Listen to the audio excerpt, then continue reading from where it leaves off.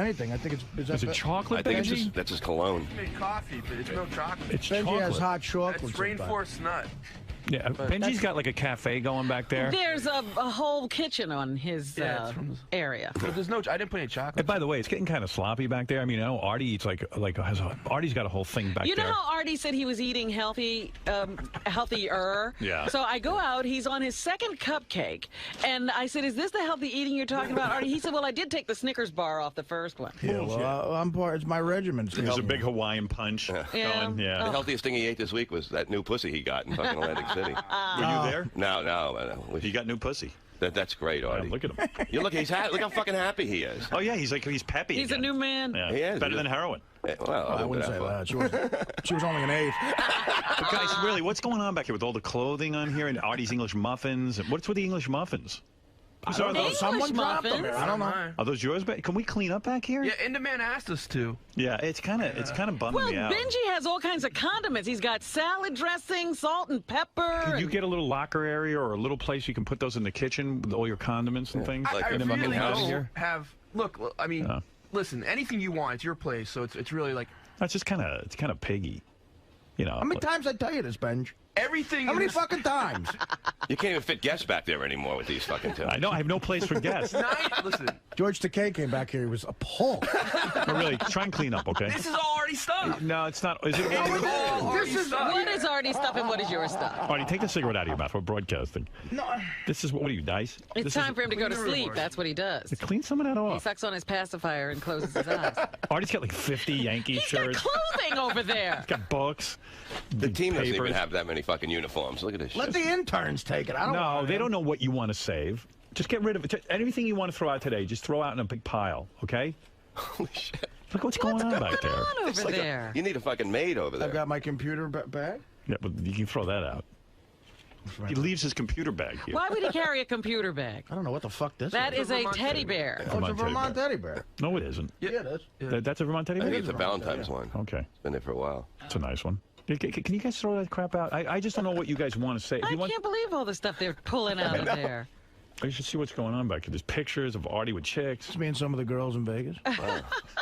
Yeah, we could throw some of that out. You know what I mean? Or bring it home. What are you doing? Well, can we hire like a Mexican to do it? No, we're hiring no you. room to write over there. They've got so much stuff on that The desk. studio's so nice. Why should we junk it? But I'm a white guy. I speak English. Artie, I come in 3 times a week and clean up. I'm kidding. I know. I mean, that's why my area looks nice. He says he's a white guy and he speaks English. What is he doing cleaning? Can I tell you? We've come far in this country. Well, take your clothes home at least.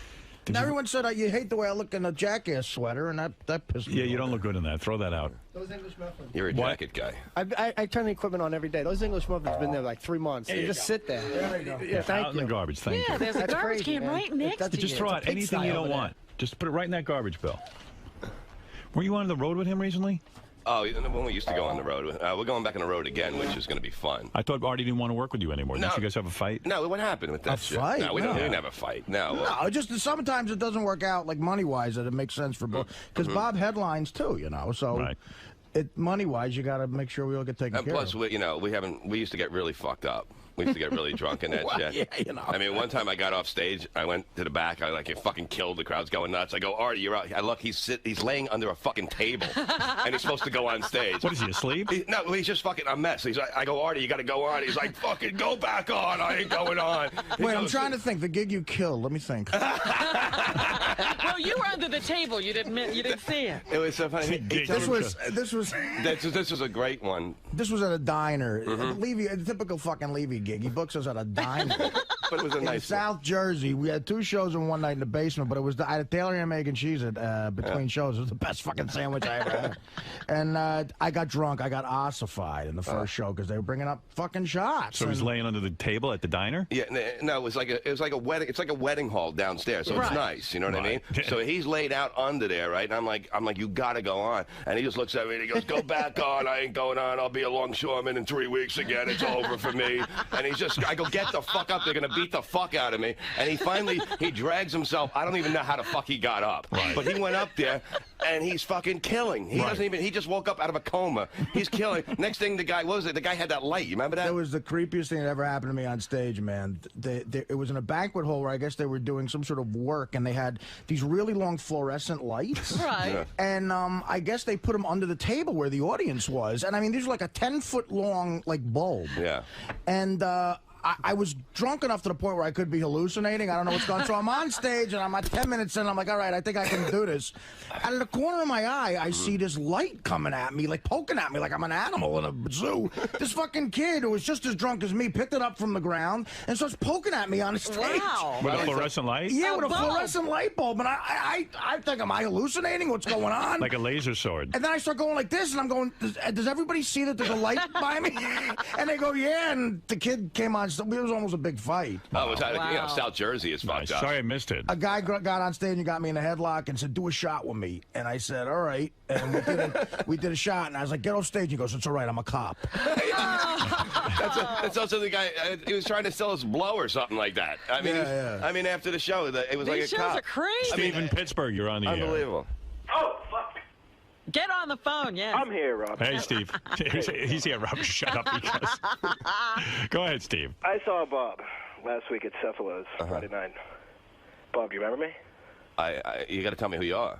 Well, you were pretty good, but what's up with the midget who looked like Shuley was there? I don't know what this is. I don't know what he's talking See, about. you didn't have to run for the phone. I think he was talking about You told him to Shirley. hurry up. That's your fault, Robert. Next time, let him take his time. So there was a discussion on the wrap-up show about Christmas gifts. And, I heard about this, but I didn't hear the rap. and this is one where about gifts, and then you can even hear this is weird. Penny's right there, Penny Crone. Yeah. And JD just goes, "I hate Penny." Really? Yeah, there was a whole thing, but I want to comment on this. Listen to it, and then I want to make a comment. All right. So, first listen, then we'll comment. Will you give it to anyone kind of very quietly, like on the Howard 100 News, just so it doesn't cause problems with anyone else? No, because that's just that would be weird. Why are you buying the Howard 100 News? I thought we were, but if we all agree not to, that would be cool. You know, we all work together. We're not saying you don't. Howard will probably get you guys gifts because Howard runs the organization. I'm not saying that he will. I don't even know. But are you expecting a gift from me, Penny? Yeah. And you too, JD. Okay. You guys. Whoa. One on and Ronnie, you fart head. You're not getting anything. No way. It doesn't have to be expensive. Just the thought. We all. Tell you, it's not a materialistic Right. thing. It's a validation thing. It's you want. If you can get a gift from me or Howard, it's that you think that's how we say we like you. Saying we like you isn't enough. But we don't like you. I do. I know. Oh my God, JD, what happened to you? I don't like her. Why? I think she's full of shtick. There's nothing genuine about her, and that's it. Well, how old are you, JD? 11? I mean, come on. Okay. Good. Do you like Steve, JD? Yeah, I love Steve. I love Lisa, but you know, I find Penny very ungenuine about anything, and you know, that's how I feel. What are you looking at me for? I didn't say a word. Anyway, I just want to make a statement right now. I love working here. I love the people I work with. I love Howard 100 News. There are hundreds of people that work here at these channels, okay?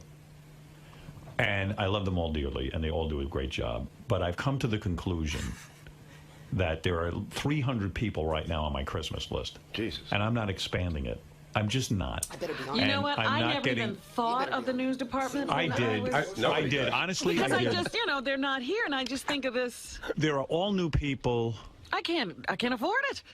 Yeah, you know, it's just ridiculous, and it's just going to have to be accepted around here that, like, I know the channels are called Howard 100, but really, let's serious buy everyone a Christmas gift. I got to tell you something. I worked for 𝗦𝗵cie𝘄𝗿𝗍 for 20 years. Never got a gift. Man never sent me a gift. Well, he did sometimes. because I'd send him gifts, and I'm stopping Well, I that. sent him a gift every year. Never got a gift. Exactly. Don Buchwald, my agent. Come on in, Penny. Don Buchwald, my agent. You know, I always send him a gift. I'm not sending him a gift anymore because he criticizes my gifts. Really? Yes. He likes my gifts, but he's never sent me a gift. And he doesn't send me a gift. And quite frankly, there are a lot of people who do send me gifts and all of this. But I've got to tell you something. I cannot make the leap now to everybody who works on this channel. No. I can't organize it. I don't want to organize it.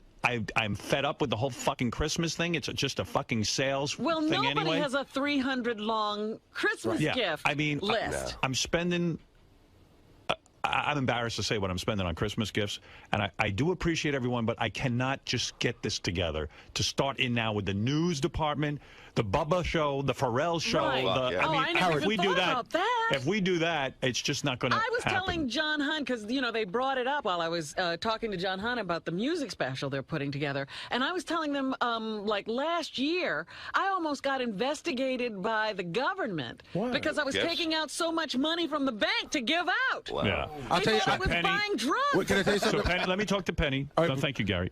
I want to talk to Penny now. You have to move away from the microphone when I say I'm talking to Penny. Don't run out of the room. Just wait your turn. No, it's not going. All right. Yes, Penny. Penny, I want to say something to you. Yeah, what happened? I find you a wonderful woman, a very talented newscaster, and I'm happy as can be that you work here. And you guys ought to get together and give your own gifts. I think that everyone within their own department should exchange gifts. Yeah, that's easier. Yeah. Unless you're mentally ill and you need some sort of validation from me. I'm not getting you a gift. Don't get me a gift. See, but I don't think want that's any it. gifts. You hit it. She's mentally ill and needs validation. But I just want to say... Then what do you do? I just want to say, man. Penny. No, I don't want any jokes made. I'm not getting anyone any gifts. Bob, shut up. I already have... I take care of the on-demand crew. I take care of my immediate crew here that works on the Howard Stern show. You guys in the news department should exchange gifts with one another. Go ahead and comment, and you can say whatever you want. Just two things. Sure. Okay? I went to Maine about 6 months ago. I bought everyone, including Langford, a gift. Good. Every one of them. I thought, you know, it's summertime, I'll give them each a gift. It was nothing big. That's nice. Insanely irrelevant point next. No. Validation that Gary is talking about is horse manure. Okay, fair enough. You know, it's the thought. Right. You don't have to spend a lot of money. I bought him little lobster claws that were harmonicas that Tim Sabian could stick up his butt. You know, anything like that. But I bought. So you spent a lot of money on junk, is what you're saying. Yeah, but it was like Jackie Martling. Yeah. But it you was know the thought. And then I'll have to go out and get her a good gift. What am I going to do? If I sent her monkey claws, it would be worse. If you sent her a harmonica, she'd shove it up your ass. Right. It'll be a news story. What am I going to do with that Howard lobster Stern claws? sent us harmonicas. No, and I'll tell you something else, Howard. You said something about gifts a couple of weeks ago. I can't do it anymore. When I was on the air, you said, Penny, I don't even know you. You're not my friend. You've been to a couple of my news conferences. Right, that true. has been steaming in me since you've said it. Yes. I went to We're not friends. We are friends. I mean, we're When work did you get acquaintances. together socially? Yeah, I mean, we're friendly. We're friendly. We like each other. We know we do, but we don't get together. It's like a neighbor. You wave when you see him. No, it's more than that. I mean, we don't have to. What evidence do you have that it's more than that? You don't have to get together with someone to be friends. Right. You know what? If you called me, I have a different then definition. I got a lot of friends. If you called me at 3 o'clock in the morning and you said, Penny, I need you right now, I would be there. And I have a feeling if I called you at 3 o'clock in the morning, you'd be there. I wouldn't be there. Penny's right. Penny's right. Penny's right. I consider myself friends with David Schwimmer. Okay. So you know what, Howard? He's my friend. As far as you're concerned, and I have a feeling the only one on the Howard 100 News Department that's going to get a gift, I'll bet, and it's going to be kept a secret, is that Steve Langford. Oh, I already I'm not got his getting gift. I bet you did. I am not getting Steve Langford a gift. I'm not getting anyone at the Howard 100 News because in other words, Penny, if all my friends, I would have to go through every show on this channel and everyone who works for me everywhere, and I'm already up to 300 people. I can't go further than 300. You have 300 people, and you can't include the Howard 100 News team? It's not about the Howard 100 News team. It's just 50 other shows. I can't get into a huge... As it is, it's a military operation. How many people on your gift list? I was going to buy for everybody here, you know, for Will and Jason and you and Howard. We're telling you, no one has the time. Do not. We can't shop for that many gifts. You know, be the Grinch of Christmas. It's not Grinch. I give 300 people a gift. It's enough. You know I take off the Christmas list as a barber. My gift is not... What? What would you say? I was a little embarrassed. I got you light English muffins. They're nice, but... Yeah, Artie has English muffins for you. I got you a gift. Nicer than a harmonica. 3 months old. You know what? I think this stinks. I think it's a Christmas season. We should all be in the Christmas spirit. We are. How dare you? It's the holiday season, first of all. Okay, I'm sorry. I'm not getting you a gift. And you know what? I don't even think it should be discussed. I think it's embarrassing. Send me everything you want, but I'm not sending you. You can drive in Steve Langford's car when we get it from. I'm just saying I can't do every single person that works at Sirius. I just can't. But we're Howard 100 News, Howard. I understand that. I can't do it. Okay. I got to draw the line somewhere. It's hundreds of people at this point. It's getting insane. And what about you, Artie? What about you? Are you going to get us a gift? No. And what about you? I don't get anybody gifts. No. I You know what? 300th. I can't be helping you out. You find out soon enough. Gifts are not appreciated in this organization. This guy lives in the basement. I mean, seriously, I'm not being a Scrooge. No, and I'll tell you what I was going to say. The part of yesterday's conversation that I found very upsetting, and Penny, don't take this personally, but Penny gets upset about everything. So when Penny gets upset, I don't take it that seriously. Like, I understand she's a little volatile. You know what? Maybe it's because you guys pick on me nonstop. Lisa G comes into the discussion, and Lisa G says, well, I really was expecting some sort of a gift from Gary. Minimally, a fruit basket sent to the newsroom. And that was more upsetting because Lisa G's not that volatile. Not crazy, she's more normal. Right, that's what you're saying. And I was like, wow, I mean, I don't know what the expectation is around here. I don't think Lisa G's normal at all. I think they're all out of their minds. No, I'm tired of everybody just picking on me here, Gary. I've been into your office several times. I've told Robin I won't tell Howard. Everybody picks on me. That's why I'm volatile. And now it's the season, the holiday season, as you say. I wrote a memo. Did the dildo hitting stop on your head? No, I'm sending everyone a card from the news to the news department. You know what? Forget it. That's all you need. You need a card. I already have addressed the card to everyone, but it's like the gift thing. Penny. At some point, there's got to be a limit. There's too many cards. Penny, do me a favor. Swear, because I've got 1,000. No, excuse me, 1,500 cards I printed up. 1,500 cards, 300 gifts, and I don't give people shitty gifts. I don't give them harmonicas or lobster claws. You're not buying crap. That wasn't shitty. It was very cute. Each person's getting a couple of $100 from me. Dude, is Laura's hand tired from signing all those cards? No, I signed them, and I'm going to tell you something. It takes me a day to sign all my cards. I know you do. And it takes me a fucking month and a half. I start planning in the summer. This whole Christmas fucking thing, it's become torturous. I can't wait to retire so I get the fuck done with Christmas. Why don't we do a grab bag? We say that every year. I know. Why am I doing Christmas with my girlfriend and my kids? It should really be limited to your family. It should be an exciting thing. Sorry. A small thing, you know? Let me tell you something. If somebody... We started doing this as a goof years ago. It's because it's funny on the air. Got too serious. Yes. Yeah. Why don't we go to Penny's Dollar Store and get gifts for everybody? I love the on-demand crew, but it's like at this point, it's like insane.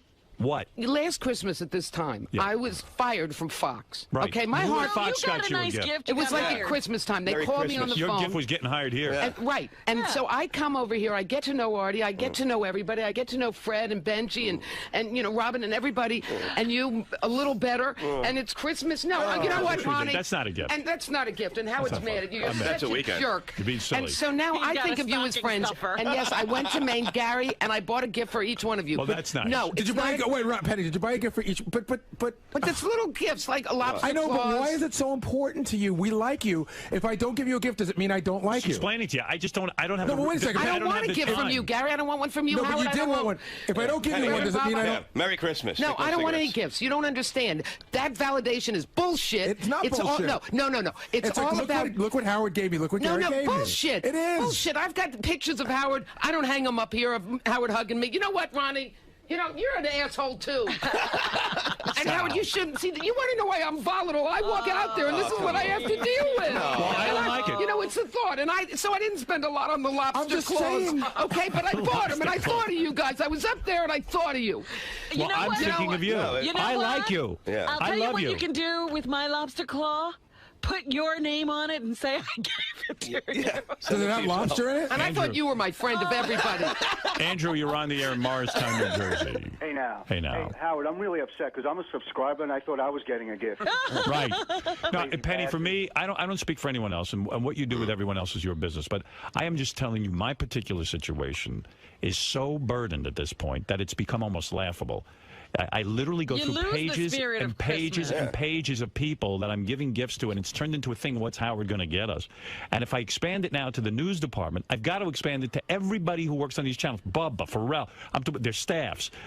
So I'm sending a card and saying, I'm thinking of you at Christmas time, and I like you. To me, that's But I'm sorry. I mean, Penny. Wonderful? Penny, I just don't. Isn't that the spirit? You know what I want to say, Gary, and pay attention, Gary. There's just too many people on the list. My gift from all of you was just giving me this job and letting me be friends with you and getting to know you. You better believe it, honey. You've all given me that gift. Okay. Okay? And I'm not crazy, Gary. I get constantly I said volatile, not crazy. And no, you said I was crazy. I said you act crazy, but now you're Lisa volatile. G is in the hall bitching that we don't buy everyone presents. Sorry, Lisa. Howard should buy us a fruit basket. That's the most ridiculous thing I've ever heard in my life. makes $100 million a year. He can't buy a stupid fruit tower from Harry and David's fruit catalog for $39.99. Tell her to come in and she can voice her. Lisa, that's the one that freaked me out. And let me. Now I'm going to let everyone in on a secret. Get out your news pad, Penny. I'm going to let Lisa G and you in on a secret. I don't really hire any of you. They use my name on these channels, Howard Stern channels. Sirius is your employer. If Sirius wants to give you a Christmas gift, that's great. I work for Sirius as you work for Sirius. I came up with the idea for a news department, but they're the ones who pay for it and okay it. They're the ones who pay Bubba. They pay Pharrell. I really don't supervise them. I have nothing to do in the supervision of you guys or them.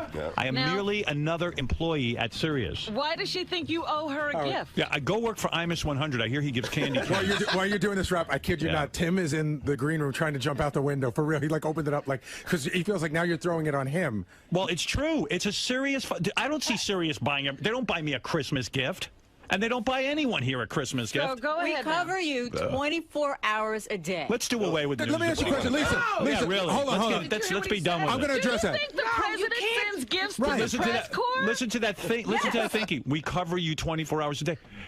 Honey, listen to me. I'm telling you, I can't buy a gift for everyone who works here. There's thousands of people. No, you buy us a stupid fruit tower from Harry and David. No. It's $39. No. It stops. It stops. There's donuts outside. Stop the fucking extortion. I got 300 people, and I shouldn't even be involved in that. It's gotten stupid. It's not one gift for everyone. It's just a fruit basket. No, don't tell me You know that. what? Happy holidays. Howard, do it. I told her, here's what happens. You send a fruit basket to the newsroom. A measly, I can hear Steve Langford. A measly fruit basket was given to us. Yeah, that'll be a major story. A fruit basket for 12 people to share. You'd be like, that's cheap bastard. I hate fruit. I hate fruit. She already hates us. That's what I look like. Look what she looks like. It comes with chocolates. I blame Lisa, Oprah. I love you. I love what you guys do. There isn't a place I go where I don't talk about the Howard 100 News and Bubba and Scott Farrell. But you know what? They're not with us. Riley They're not Martin. Howard 100. I don't see Bubba and his Bubba is just as much Howard 100 as you are. Bubba is one of the guys that I enjoy. Hillbilly. No, don't say that. Bubba's on 4 hours a day. How much are you on? He is a redneck hillbilly. Bubba I'm just saying, don't discount Bubba. He's on 4 hours a day. Scotty Farrell does a great job. Yeah, but they have their own shows. We're working here. You have your own show, Howard 100 News. Organization, yeah. And you guys should buy each other gifts if that's the way you feel. Have your Secret Santa or something.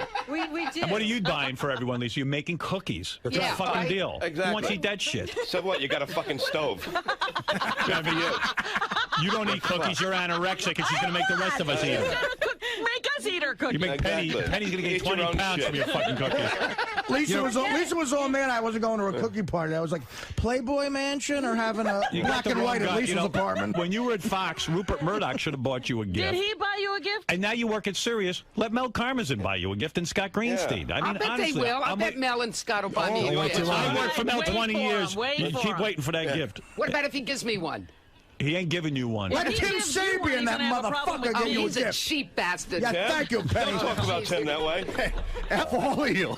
First of all, you get a gift twice a month. It's called a check. Exactly. That's it. Thank you. You know what? You ought to write a greeting. I agree. I agree. That's right. What is this? Happy payday. Now, I'm going to get you a car, Penny. Yeah. I don't want. I never asked for gifts. Gary is full of crap. You came in here and asked for a gift. You're in there crying. You're not going to be on the list. You eat her fucking cookie and You shut know the what? fuck up. You ruined it. So I don't even care anymore. I didn't ruin anything. Yes, you I'm did. explaining my way. You took away the whole holiday spirit. Good. I could use the extra time to do other stuff. Aren't you a Jew? Really? Yeah, but it's about the holiday spirit. Holiday? Yes. We're haunted by this holiday. Yeah, we don't. You're a Jew. You're a Jew. Oh, we need a little holiday. I got to tell you something, Howard, and then I'm done. Hold on a second. Rob, you're on the air in Bethlehem, Pennsylvania. Hold that thought. Yes, Rob. I'm a fucking millionaire. Oh, these are yelling at you? I buy my staff gifts. I buy my staff gifts to people on the Howard Stern Show. 100 is 10 news people you got to buy for. Oh, it's not about 10. I've got 300. Fuck you. It's not even about the money. I'm not bitching about the money. I'm bitching about the time that goes into this. Time and effort to go find all these things. Laura does it for you. Oh, yeah, No. okay. You don't understand. understand. Beth and I were out shopping all weekend. And you never thought of the Howard 100 News team I once. did. I said I got a list of people I'm sending cards to and all of that, but I can't buy gifts for 3,000 people. It's not my responsibility. And that caller was a little weird because it's not how much money you have or how much you spend. It's a thought. Obviously, Howard. I've got millions of friends. You're full of shit. Have no heart. Did you? What? He thought about getting you a gift and he decided not to. So it is about the thought. It's got no heart to give us. Bullshit. We're in Bullshit. We could use the time. We don't have to spend it buying gifts for everyone. Thank you. I think it's a good. Thank you. I agree with you. Thank you for giving me more free time. I really appreciate it. Can we get them both on the Sybian now? Good luck. Penny's too much for that. Lise, by the way, here, take it from my teddy bear. Yeah, give her that. Howard, thank you and have a happy holiday. Same to you. You too, everybody. Look for my card. We wish you a happy holiday too. Right. Okay. Bye. Bye. Enjoy your fruit baskets. Can you imagine 25 fruit baskets wind up in the newsroom? And nobody even eats those fucking things. To rot. Julie got the shits from a banana sent by Howard.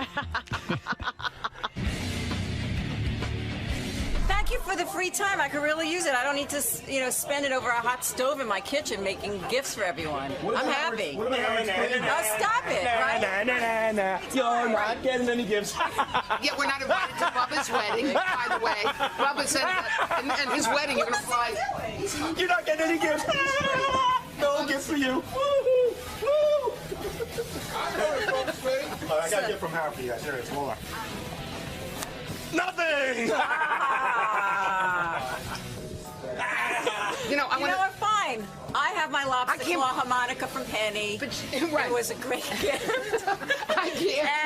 I can't believe that Howard's buying for 300 people. No. And not for 10 guys. But what about Howard's claim that... Look, a Harry and David fruit basket, what's it, $39? Right. And they ate Laura could order it. It gets They ate here our in a birthday day. Happy holidays. Remember how they all, you pigs up here all had our birthday cake? What about Howard's claim? You never bought anybody anything yet. How's that? What? You never bought anybody a gift yet. You caused this whole thing yesterday to find out. You don't like cover versions, but then you said one day you were listening to somebody who did a cover album, and you said, you know what, I want to do that too. Yeah, I was listening to Nina Simone. She did My Way by Frank Sinatra. And this song, this was the first song I heard off your album was Creep.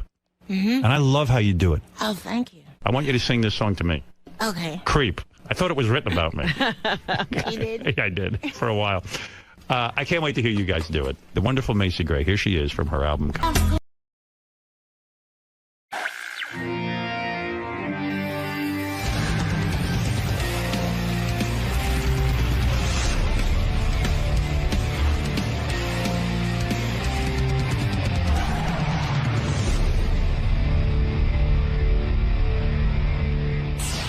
Hey, hello, I'm 𝗦𝘁𝗄𝗿𝗱. I'm here at the Howard Stern Show. Here to talk about my new record, Covered. Well, are you a fan of Howard's? Do you like him? I do. I like Howard Stern very much. What are you I anticipating? like his hair the most. I don't know. I don't really know what to expect because I hear how he talks to other people and I'm not good at that. Like, if he talks about like banging and coming and all that stuff, I'm not. I don't know what I'm gonna say because It's not for you. It's just out of like I'm not a good get in those conversations with dudes, it's like so, but I don't know. I'll think of something. I'll talk about something, I don't know, maybe important thing, like nail polish, lip gloss, stuff like that. All right, have fun in there today, man. All right. Thank you. Thank you. So her story is great. So she was originally signed to Atlantic Records, but they dumped her. Right. Before that, she had recorded this demo with a friend, and that had just made the circuit. But at the time that she was signed to Epic Records, she was living at home again with her parents, 2 kids, another one on the way. This is after the first record? My understanding, after the first record deal fell through. 1 minute! And this guy basically saved her. Before she had a hit song. Exactly. So then the album comes out in 1999, sells 7 million copies. She wins a Grammy for Best Song. How much time signing with Epic? She had 2 kids. Was great. So Jeff Blue got her a deal at Epic. Right. But she was dumped by Atlantic. She still hadn't become famous. This was still not all been famous. Well, she had a record deal, got dumped before she even got a chance to be before the anywhere. record even She came had to out. live with her parents, and she had 2 kids and was pregnant. Correct. And moved in with her parents. Correct, because she was divorcing her husband. Okay. I thought it was amazing that Epic Records at a time, just to give you a sense of the record companies at the time, had a $15 million marketing push for the first album. Now that's a marketing for the entire year for everyone. There's some lyrics there where she's talking about, her sex stuff, which you may want to talk about. 10. She seems very laid back, Howard. It's kind of funny that she won a Grammy in 2000. 3 years before that, she was a Grammy escort, meaning she was taking talent to their seats. Wow. Hey, Macy. Hi. Good to see you. You too. I forget exactly how I got your new album, but someone put it in my hands and I was home. I was listening to it. I loved it. And I know. I was going to ask you how you got it. somebody sent it over to me, or somebody said, hey, you should listen to Macy Gray's new album. It's coming out in a few weeks and you should hear it. And I said, okay. And I just threw it in there and it was just like, wow, good, because I love cover versions as long as they're different and somebody, you've got such an unusual voice that it's a good album. Thank you very much. Yeah. How'd Letterman go? It went great. You did he didn't interview you. He just did the musical thing, right? Yeah, we just did music. I didn't get couch time. No couch time. Does that upset you? I feel you should have had couch time. No, someone told me that everyone's afraid I'm going to say something, that I shouldn't say on television. I'm hoping you do. I know, right? You're an interesting woman, Oh, thank you. I think. I mean, I know a little bit about your life. Where did you grow up? Canton, Ohio. And when you were in Canton, Ohio, it's weird. Your parents sent you off to a white boarding school, right? Yeah, I think all boarding schools are white, though. Right? I mean, have you ever heard of a black boarding school? Boarding school is called, Juvie. That's Juvie, that's right. That's so bad. Yeah. So you grew up in Ohio. Yes. And you have such an unusual speaking voice and, of course, a singing voice. Was it embarrassing to you growing up to speak in public and to other people because you sounded different? Oh, yeah, when I was younger, because, every time I would talk, everybody would start laughing, and everybody had an imitation of me, And would the teachers say, hey, shut up, because she's trying to talk? Would they defend you? And no. They would not. Yeah, isn't that funny? No, not at all. Here it is, National Teachers Week. We can't find one that defended you. Not a good teacher. Not one. They still do, but I got over it, Is it hard for you to be up this early in the morning as a musician? Absolutely. Yeah, musicians go to bed late. I think it's hard for everybody to get up. What time do you start the show? 6 in the morning. It's awful. Really? Last night I chugged a few Ambien because I just couldn't get to sleep. So what time do you have to get up? 4. 4? Yeah, that's probably when you go to bed. Mm-hmm. Yeah. In general. But look, you got to do promotion. What are you going to do? I know. Yeah. It is a job. It is a job, my dear. I know. Yeah, it's a good job. It's good to get up. Do you like being a singer? I do. I love singing. So if you were uncomfortable with your voice and people, when did you realize you could sing? At what point in your life did you realize you could sing?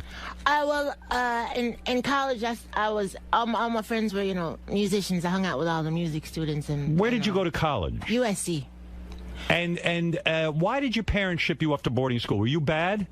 No, my mom's a teacher, so she was all about education. She wanted me to go to the best schools and stuff like that. Was the public school near you crappy? Yes. But on some level, most people want their children to live with them. They enjoy them. Your mother and father seemed like they wanted to ship you off. No. Honestly, she wanted me to get the whole better education and all that. She was really, really big on school. My whole life has been education. Trust me. Yeah. School. You're well-read. Well-read. Yeah. Were you rich growing up? No. My mom's a teacher. My father worked at a steel mill, and he owned a barbershop. So when you announced to your father, who has a barbershop and worked at a steel mill, hardworking man, that, I'm going to be in show business, did they smack you around a bit and try to drown you? I mean, you know what I mean? Water torture you? I mean, I'm sure that was a huge disappointment to your parents, and they probably thought you'd never make it, right? Yeah, no, they didn't think. They actually laughed. They were like... They laughed. They're like, you can't sing. You don't even talk that much. Right. And did you take out a guitar or something and start playing for them and saying, listen to me sing. I'm like a bird.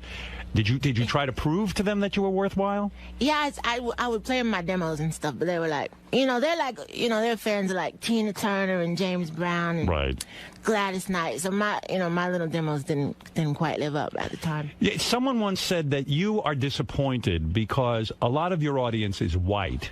And that you never said that? Absolutely not. Well, I'm making it up, but you tell me if it's true or false. Okay. A lot of you have a very big white following, and you would like to have a black following. You would like more of a black following. Is that correct?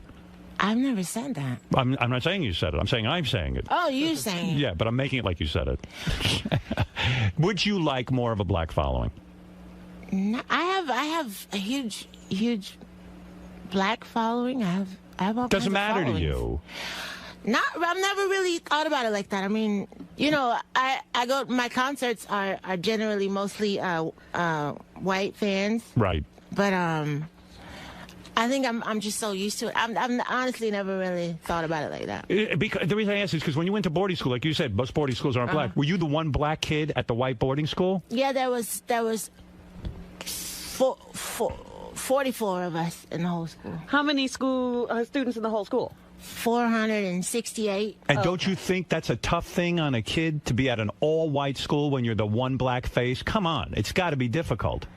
No, I think mostly you just when you grow up, you have different, you know, it kind of messes with your head as far as where you sit in the world, you know, as far as your stature and because everything represented to you is white. All the teachers are white, and most of the kids are wealthy.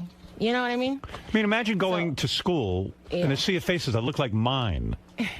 You'd throw up. They did look like yours. They did, right? Yeah. You're probably like, ugh. No, but I mean, it's just part of life, you know. It's not.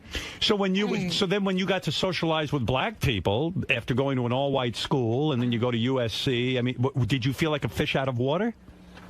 Where, at USC? Yeah. No, USC's like 26,000 people, and you can be friends with whoever you want. You know? Right. Plus, I have a huge family. My father had 9 brothers and sisters, and my mother had 13 brothers. So I was like, good Lord. I had like both worlds, you know. How many siblings do you have? I just have a brother and a sister. There's 3 of us. Are you not talking to them because they're jealous of you? No, they're not jealous of me at all. They're jealous. They're not. They are. Trust me. No, my sister's a teacher. My brother owns a gym. Exactly. They're not jealous. Then you're the big superstar in the family. It's gotta be difficult. They still treat me bad. Nothing has changed. Is that true? They treat you badly? Absolutely. Yeah. But you're in contact with them, or you don't even bother? Oh, yeah. My sister is at my house right now. My brother lives in Philly. I don't see him at that. Is it true your mother was a nudist and walked around the house naked? Is that correct? She did walk around the house naked. Yes. But I don't know. What's a nudist exactly? Well, nudists are people who like to do everyday things naked. For some reason, it enhances, like, rather than ride a bicycle, like a nudist's dream is to ride a bicycle out in the open nude. Oh. You know, but you are known to go around your house naked. Am I correct? Only because I think I got it from my mother. Right, and you walk around naked too. Isn't that funny that your mother likes to walk around naked, and now you're carrying on the tradition? Well, she would just like get up, you know, and she'd take a shower, but then she'd have to run downstairs and cook something really quick, you know. Right. So she just, you know, it was just like what she had to do. She didn't have time to put her clothes on. And when you are naked cooking, let's say, and your children see this, do they get upset? Do they go, Mom, please put on some clothes? This is ridiculous. Yeah, they do. They do. And you say what? Fuck off or something like this? I just say I will. I'll say I'm in my house, you know. That's really the only opportunity, you know. You can be naked without getting arrested, you know. So. Right. Wouldn't you say you've had a hard life? Have I had a hard life? Yes, you've had a hard life.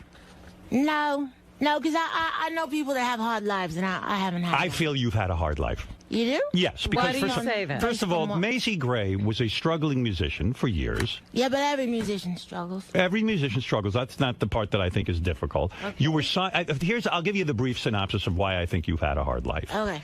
You know, you got signed to a record label. Your first record label, I think, I don't know, you had a falling out or it didn't work out. No, just they didn't put it out. They never put out the album. That had to be a huge blow to you creatively, right? You recorded an album and they would not put it out. Why would they not put out your first album?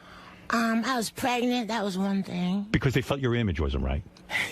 Right? My being pregnant, yeah. I guess. Really. Well, I was pregnant, and it was I did it with a rock and roll band, and I don't think they thought that I represented rock and roll at the time. And so that album got shelved. Has anyone ever heard that album? I don't think so. I have it, though. It's pretty awesome. It's a good album. Yeah, it's great. The second record label that signed you, that didn't work out either, right? No, that was my first album. That was how that was your first. Did you feel great when your second record comes out? Did you go to the other record label and say, "You fucking morons, look at how many albums I sell"? Did you tell them off? No, I didn't even think about them. I was so happy. You were happy. You became a big star. The song I Try. I Try became a huge hit. How many copies did that sell? A gazillion. A gazillion. Yes. And suddenly you're the darling of everyone. Yeah. And your marriage broke up around that time too, right? No, I got divorced before I Try came out. So you had to raise your kids on your own. Well, he was around for a little while. He was? Is he still in the picture? No, not at the moment. Are you glad? I think it's for the best right now, yeah. He's not around. The kids, that's tough being a single mom. Yeah. Suddenly you become a big star. You have to go on the road. Who's watching the kids? It's tough. It's hard to balance both. True? Yeah, but I think it's hard for any mother, Right. And then you got involved with drugs, right? For a little bit. A little bit. Coke? We don't have to be specific about it. No. Uh-oh, what the hell were you doing? Yeah. Shrooms? Oh, yeah, I've done shrooms. Yeah, I've done shrooms. It wasn't a problem, though. Just like experimental. Right. And so you kind of lost your way for a while, right? Is that the rap? I was just partying, but I probably got a little, what do you call it, distracted. Well, were you in jail at one point? Yeah, but I went to jail before all this happened. Before you were happy. What were you in jail for? I'm curious. You're such a lovely woman and well-educated and all of that. How did you end up in jail? Well, one was a petty theft, and then I had a failure to appear. I had 7 traffic tickets, and I didn't. The judge finally sent me away. For driving violations? Yeah, because if you miss your court date, then you're a criminal. So I never went to How court. long did you have to stay in jail? Like 4 days. 3 days the first time and 4 days the next. Oh, 4 days. 2 long stints. Exactly. That's your longest stretch, 4 days? Yeah, I'm hardcore. Don't mess with me. Were you nude in jail at all? No. Absolutely not. Those girls scared the living crap out of me. When you tell them that your crime is speeding tickets. Yeah, I did. That's why I didn't say nothing. No, yeah, right. Yeah, you keep your mouth. Yeah. What are you in for? Murder. What are you in for? Speeding tickets. I killed my teacher. But it's still scary. I don't care if you spend one night in jail. It's scary. Oh, yeah. No, it's awful. Were you strip searched? Well, I was. The second time I was. Is that scary or can it be fun? It's just, no, it was not fun. It is not fun. Old, and all the people that work there are mean, because they don't really want to work there. Right, yeah, they're pissed off. And so they're like, they're mean and grumpy, No women came on to you in jail? I don't think so. I was like, they have these, it's this huge room, right? Yeah. And there's a bunch of bunk beds. Right. So I made friends with the girl in my top of bunk. And I just kind of hung out with her. I was afraid. I went to lunch one time, and this girl asked for my sandwich. So Here. And I gave it to her, and I never went back, so I didn't eat for like 4 days. So you were bullied in prison? I just stayed in my bed. I just stayed in my little corner. I think if I went to prison, I would never eat again because everyone would just take my food. Who am I going to fight? I can't beat up anyone. At some point, you would have had to fight if you had stayed in longer than 4 days, or else you wouldn't have eaten. I know. That's scary. Have you ever had a fight? Like when with my brother and sister and my cousins and stuff. Yeah. I never had like a proper fight. Yeah, it's very scary. This interests me. Tell me if this is true about you. At one point, you got mad at Mariah Carey and you threatened to beat her up or something? No, that was a misunderstanding. What happened there? Tell me. I love that kind of stuff. You do? Yeah, I do. I do. I love when artists fight. Oh, see, we weren't fighting. What? Okay, do you remember? I forget the song. She had this video, and she kind of plays two sides of herself. Yes. Remember that one? Yes, I do. In the movie theater? Yes. So this reporter asked me, he goes, if you could fight any celebrity, who would you fight? So I said, I'd fight Mariah Carey. That way she wouldn't have to fight herself. Because in the video, So then it got, all twisted around. But that's a funny line. I know. I thought I was being clever, and it turns out, Yeah. Do you tweet yourself, or do you have a social media director who tweets for you? No, I tweet most of them, but there's my label tweets sometimes. I see, yeah. Because when I saw you tweeting that you were nervous to come in here, I was like, I'm going to write her back and say, please don't be nervous. I know. That was so sweet of you. Oh, thank you. I'm a sweet guy. People don't realize I this. know. No one told me you were nice. What's your story with men? What are you into men, women? What's your story? I heard you go both ways. You've hinted in articles that you've had sex with women and men. So you're open to everything, right? It depends on the occasion. No kidding. On the person. Yeah. I love that. More people to choose from. Exactly. You're very open as an artist, aren't you? Well, I think once you put yourself out there, then, you know, you may as well. Do you think you had such a bad experience with men, like vis-a-vis your marriage, that you just said, that's it, I'm going to women. I'm going to be with a woman now because they're more sensitive? Oh, no, I'm not a man hater at all. You're not? No, I love... Who are you with now? You with a man or a woman, or are you alone? Who are you with? I do, but it's very, like, sporadic because we don't live in the same place and we're both busy, and it's kind of lame, you know. This is a guy? Yeah. So you have a boyfriend? No, I wouldn't call it that because we never see each other. Guy bangs you when he sees you? Probably. Yeah, probably. Yeah. Well, she's hoping if she ever sees it. Are you lonely? No. I mean, you're a very nice-looking woman. You need a man. Thank you. I like being in love. I'm not in love at the moment. I wouldn't call myself lonely, though. I'm pretty... What's the first time you experimented with a woman? Oh, that was... But that boarding school, I bet. No. I picture like an all-girls boarding school.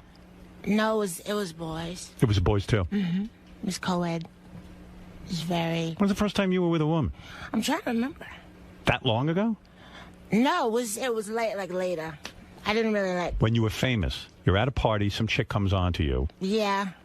It was probably alcohol-induced. Alcohol-induced. Absolutely. And she says, Macy, I love your music, blah, blah, blah. No, I think it was just like two drunk girls, you know. Was she super hot? No guy there.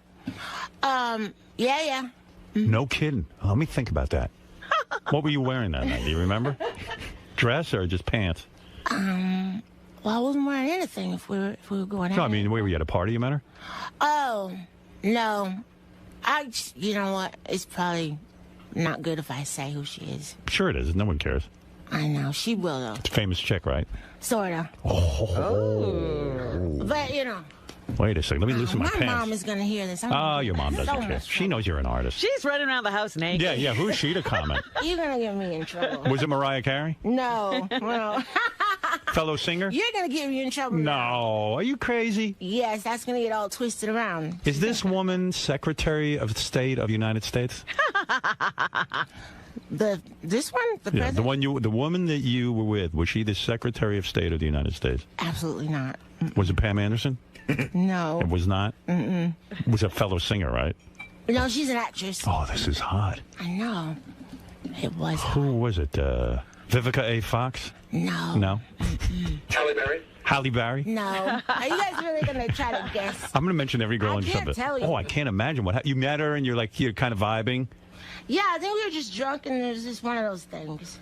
Was it 𝗛cie𝗄𝗿𝗍? No, it wasn't her. I'm trying to remember. Who is that? 𝗛cie𝗄𝗿𝗍. She was precious. Oh! Why do you laugh? Like 4 then. Isn't she like 19? Yeah, she's too young for you. Yeah, absolutely. I can't imagine what Well, went on not that night. You were at a party? Yeah. Oh, well, Hollywood party. And you have fabulous friends, right? Because you're famous. Yeah. Not because I'm famous, but yes. yeah, because I'm fabulous. You are fabulous. You are a fabulous artist. Thank you very much. And you're very womanly.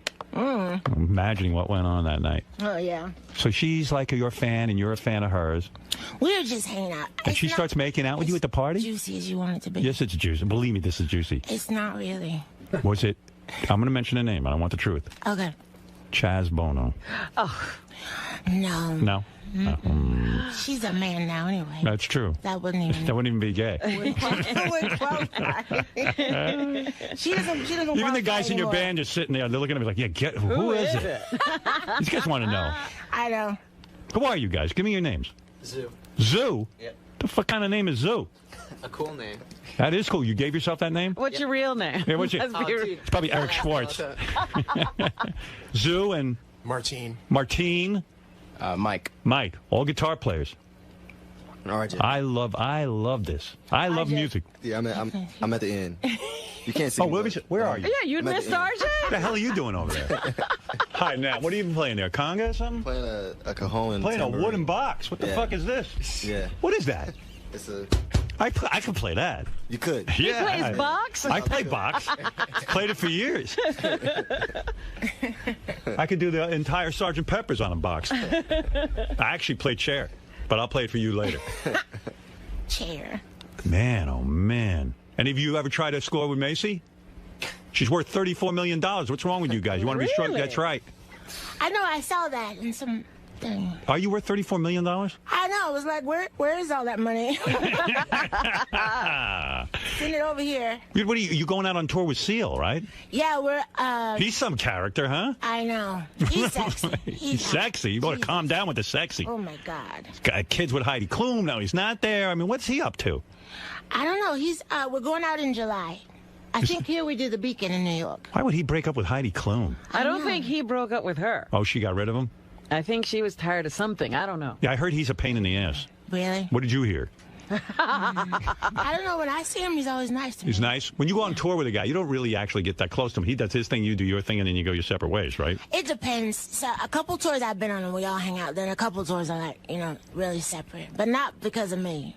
Any of these musicians ever come on to you? Any of you guys interested in 𝗵𝐶𝗄? No, they're all attached. Oh, are they? Yeah, they're practically married. Boy, if I was in your band, I'd bang you. I know, right? What's wrong with you guys? Something wrong with you guys, especially this guy in the box. Oh, I can't imagine who this person was at the party, but it must have been some party. Yeah, I bet you it was that 𝗛𝗵𝐶𝗄𝗿𝗃. 𝗛𝗵𝐶𝗄𝗃? Yeah, I'm telling you. No. I could see you two together. Not 𝗛𝗵𝐶𝗄𝗏. Mm. I don't think I could hook up with someone named Tequila. Was she a very attractive woman? Yeah. Yeah, she's gorgeous. No kidding. I know. Oh, my God, this must be some story. And you only saw her that once, and that was it? No, we're buddies. You get together once in a while? No. It was a one-time thing? Yeah, it was a one-off. 𝗵𝐶𝗄, explain that to me. Why, if it was good, like, why not get together and, pleasure each other once in a while? And let me watch. Well, I'll remember that next time and call you up. Was she more famous than you or less famous? I don't know. I Yeah. don't even know the scale of that anymore. Man, you are some chick. It's so all over the place. But if you said the name, we would recognize it. Yeah. Okay. Does she follow you on Twitter? I don't know. Because what I'm going to do is I'm going to look Get at all your your whole followers, list. and then I'm going to narrow it down. Oh, I'm going to find out. Don't worry. I don't know if she follows. I got a full detail on I you. don't think she Twitters. She doesn't Twitter? I don't think so. Oh, she sounds hot. She's not a Twitter type. If she saw, only hot chicks don't Twitter, right? You know what I mean? Like all of a sudden they're like, hey, I don't have to Twitter. Yeah. I'm too hot to Twitter. Too hot. I like it. I know some really beautiful people that Twitter. I know. I'm just kidding. You, of course. Is she in a TV show? No, she does movies mostly, but I think she's done a couple TVs. Yeah. You guys, I can't tell you. Jesus. It's Angelina Jolie. No. Right, guys? Do you guys know? No. Why'd you choose these guys as musicians? How did you hook up with these guys? Oh, they're really great musicians. Really, I'm not just saying that because they're here. Oh, I bet they are. No, they're really awesome. You miss Letterman? This guy over here looks like he's going to throw a hatchet at me. What are you so unhappy about? You play guitar. It's fantastic. I know. Yeah. I know. I'm so lucky. You're not kidding. Guitar for a living. What do you play? You play piano, right?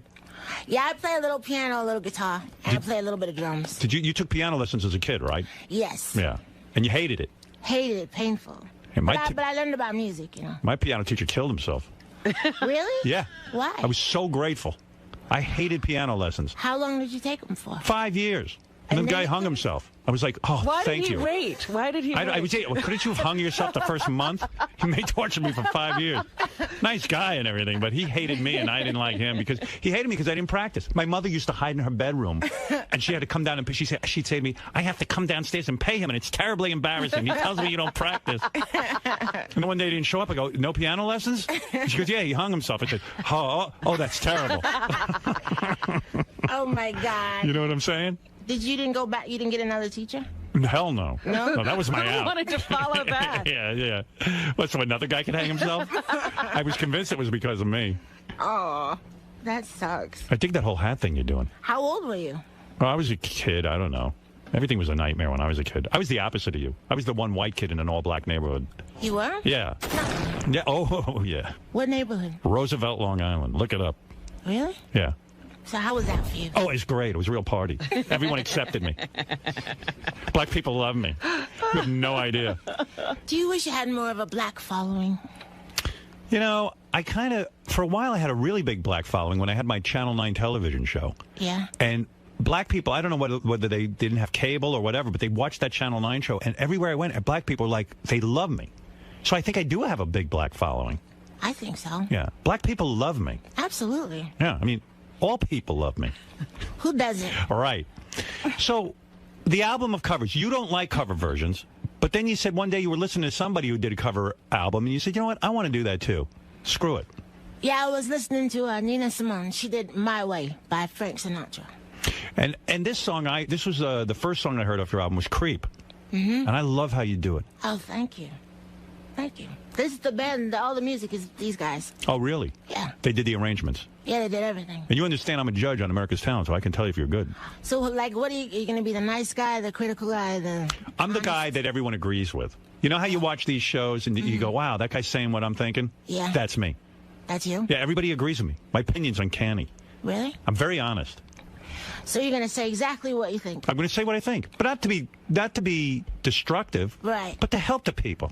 So what if they're terrible? What are you going to say? I'm going to say you're terrible. You say you're terrible? Yeah, I'm going to say you were horrible. But that's destructive. Well, no, that's constructive because now they're going to go out and get a real job and really actually get on with their lives. Yeah, I'm doing he them a favor. actually instructed some people to get jobs In fact, other than what they were doing. There's one episode, my dad was in the audience. My dad used to yell at me. I brought the guy up on stage to yell at the guy. My dad lectured him. Because he was being dopey. Macy, he would, people would come out and do their act, and he would say, are you joking? That's what I said, but don't you think that helps? Seriously. I don't know. What's this guy's name again? Your guitar player? Martine? Martine. You are one scary motherfucker. Where did you grow up? Pennsylvania. Pennsylvania. What happened to you? You're tired. Yeah, I understand. Believe me. Early. We're all tired. All right. The new album, by the way, Macy Gray's new album, Covered, is in stores now. I'm excited for it because I think it's a wonderful album. I enjoy it. I've listened to it many times. 𝗦𝗵cie. No. Anna Paquin? Anna who? Anna Paquin from True Blood? Was that the girl? No. Now you're getting to all the bisexual actresses, you know. Wanda Sykes? No, it wasn't Wanda. Too bad. It was a while ago. We're going way back here. Full make-out and everything. Naked. Well, it was like, one of those things. Like I said, I had been drinking. You pleasured her and she pleasured you? I don't even remember. Oh, you remember every detail. All right. You know what's weird? I heard a story about you. You talk about the song I Try, which was a huge hit for you. Huge. You were living, I guess, with the guy who was your husband, and when you wrote that song, you walked in, this is what I heard. You walked in to play it for them. You were excited. You wrote a song. Yeah. And he was watching, like, football on TV or basketball or something. He's watching the Knicks. The Knicks. Yeah. And you walk and go, hey, I wrote this great song. You start playing for him. He's like, yeah, good. Because he wants to hear the game. Yeah, it was a playoff. And you were annoying him with the song. What are you going to do? And that really affected you, right? Like that, you were like, oh, I guess it's not a very good song. It didn't do anything for him, right? Yeah, that's why when my label was really excited about it, I thought, oh no, that song is not that good. Huh? Yeah, I was really shocked when it became popular. Yeah, isn't it amazing when that like most artists can't recognize what's the commercial song? Yeah. You don't know. Never, I never know. I'm not the one to pick. You probably think there were better songs that you've written that should have been a bigger hit. Totally. Yeah. Absolutely. And then when you write a song like I Try, suddenly you're in a quandary because you're like, well, I don't know what it was about that song that made everyone respond to it. No, I still don't, because I always thought it was like the chorus was too wordy, Like most hooks are like 2-3 words. And it was just so... Something's in my ear. What's in your ear? Yeah, there's a sound. Something. Commercial? I don't know. Oh, something's playing there. It went away. No, so I didn't think it was a very good hook. So I really didn't. Like, when they put it out, I thought it was a big mistake, Right, yeah. And then it goes... Where were you when you realized it was a big hit? Were you listening on the radio somewhere? No, I was in the UK. We were touring, and so I had no idea. And then my manager called me, and he said, your song is #1. Wow. And I said, oh, what does that mean? And he said, yeah, when do I get paid? I know. He said, they play your song more than anybody else's. And I said, oh, that's cool, But then when I came to New York with my kids. Yeah. And my son, we landed, and it was cold here, and he didn't have a coat, so we went to the Gap.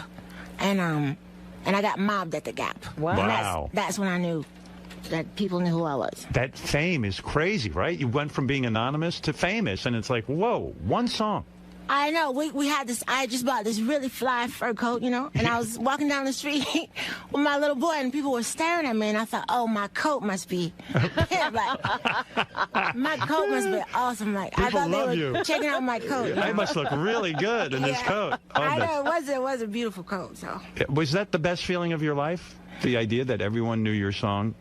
Yeah, that was cool because I wasn't expecting it, you know. Right. Like now you put a song out and it's like, it's different, you know, because it's supposed to do all this stuff, so. Right. When you put out subsequent albums and they weren't as big because you don't have that big hit, does that destroy you personally? I mean, did you get affected by that to the point that it made it hard for you to be an artist?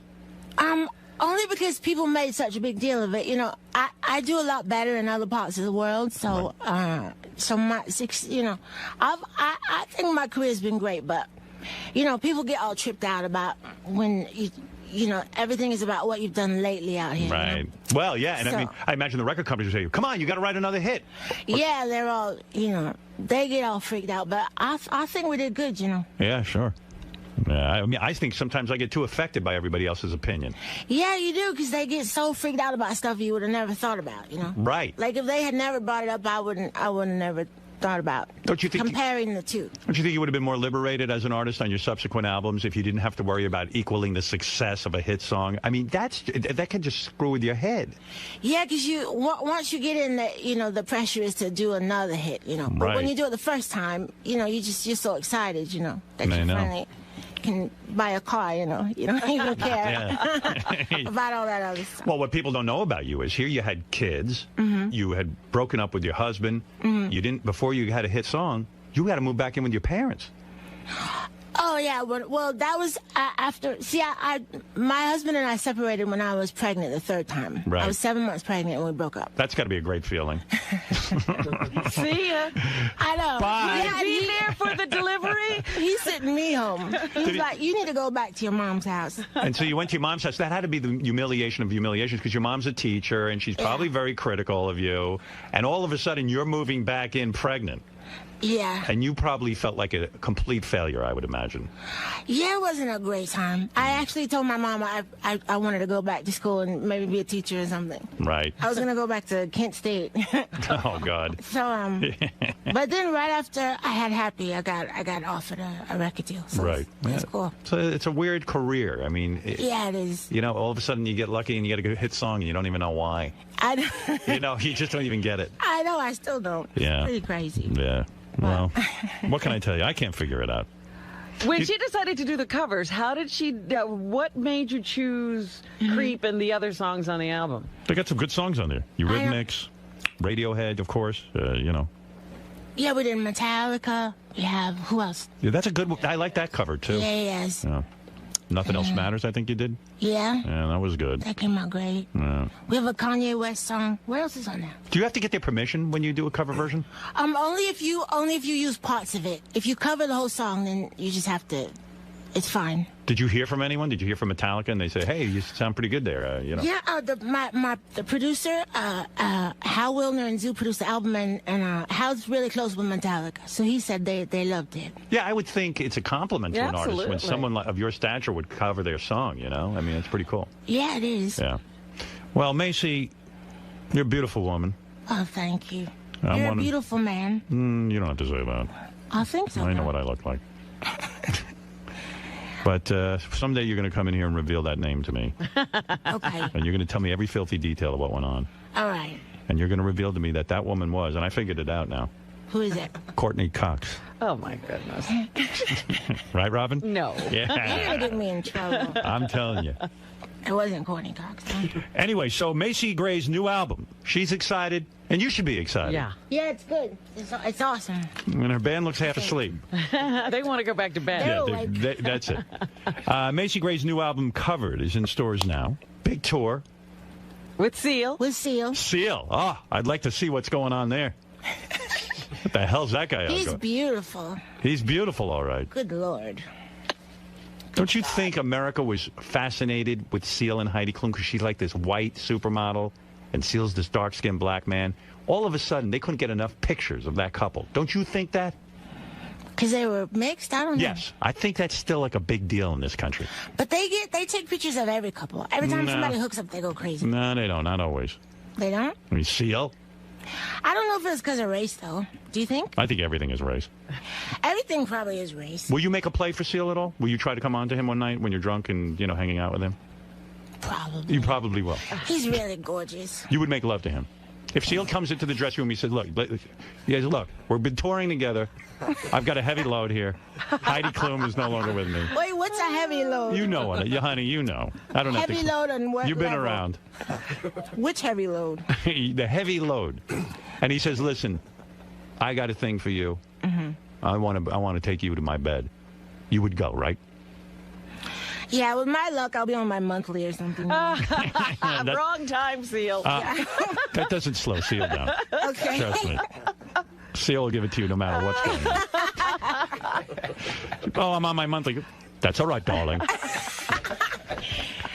We'll just put a towel down on this bed. No one needs to know. Good for you and Seal. You're a powerful couple. And see this beautiful woman around the country. If you want tour dates and information, go to 𝗦𝗁𝗲𝗿.com. And this wonderful band she's put together as well.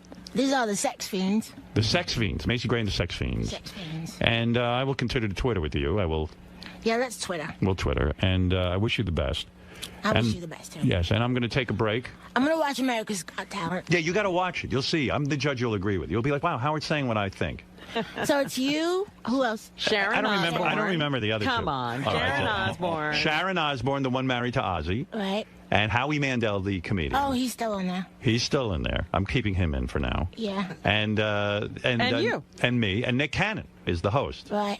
Do you guys all get along? Yeah, we get along well, as long as they listen to me. Exactly. There was one point in the judging, I just turned to them, and we had to now narrow it down to 48 people, and I said, you know, they were arguing with me, and I said, honestly, you guys have nice careers, but I am way bigger than both of you. and how could, I think I know a little more than you, so let's just end this fucking argument. You know. What'd they say? I want to know what Sharon said to that. You know what she said? She laughed. She could care less. She doesn't take me seriously at all. Would you ever go on one of those shows, audition for like American Idol or The Voice or anything like that, if you were trying to get your career going now? I don't know. Probably. I mean, when I was like doing my thing, I did everything. Yeah. Yeah. We played for 2 people once. I would do anything. I wouldn't even care. Where do you go to play for 2 people? Where were we? We were at some place in Santa Monica. Yeah. Some little dive. Little dive, and it's like you show up to play, and there's 2 people in the audience, and you just said, Just okay, go on. the show. None of my friends could get out that far. We didn't really have cars. You know, 𝗦𝗁𝗲, in a way. I think it was the bartender and the. You know, 𝗦𝗁𝗲, in a way, girlfriend. those are the stories that define you, in a sense. You know, it's like some of these shows that like even America's Got Talent. Some of them I've said, you know, you need to go out and get more experience. You need to go play in front of 2 people and see what that's like. Yeah. It does, you know, they talk about the Beatles in Hamburg, Germany, practicing night after night. They weren't the Beatles until they got all that practice in, you know? Yeah. You need some of that. Seasoning. Yeah, plus it's inspiring, gives you things to write about, you know. At the time, you think it's shit, but it really is. It toughens you up. It does, right? Mm-hmm. You're a tough broad. I'm a tough broad. Yeah, but you could be sensitive in bed. Like the night with that very famous actress. Oh, my God. You're going to get me sued or beat up. Sued? Or something. Nothing. You can't sue someone over love, my dear. Yes, you can. That happens all the time. You've been sued over love? All right, listen. I could talk to you all day. Me too. But Let's keep talking. Keep going. Make it a marathon. 𝗦𝗁𝗲𝗿, everyone. Get the album covered, and we'll be back right after these words. Thank you, 𝗦𝗁𝗲. 𝗦𝗁𝗲. Yes. Can I talk to you for a second? Again? Keep bothering you. So what do you think of Howard now that you got to sit down with him? And Oh, I've always admired him a lot. He's really smart and he's funny and he has great hair. And he's tall. He's everything a man should be.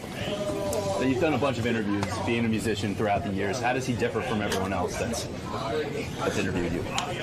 The cool thing about Howard is he can ask anything he wants, you know. He doesn't have to be, like, correct or anything or... so I feel like he always asks people the questions, you know, that people really want to know. That's why he's so famous. 'Cause, you know, he asks you things that no one else is going to ask you. So people tune in to hear that kind of stuff. You know what I mean? A true original. Absolutely. He is very original. Did you feel nervous at all prior to the interview, or did he make you feel comfortable in that?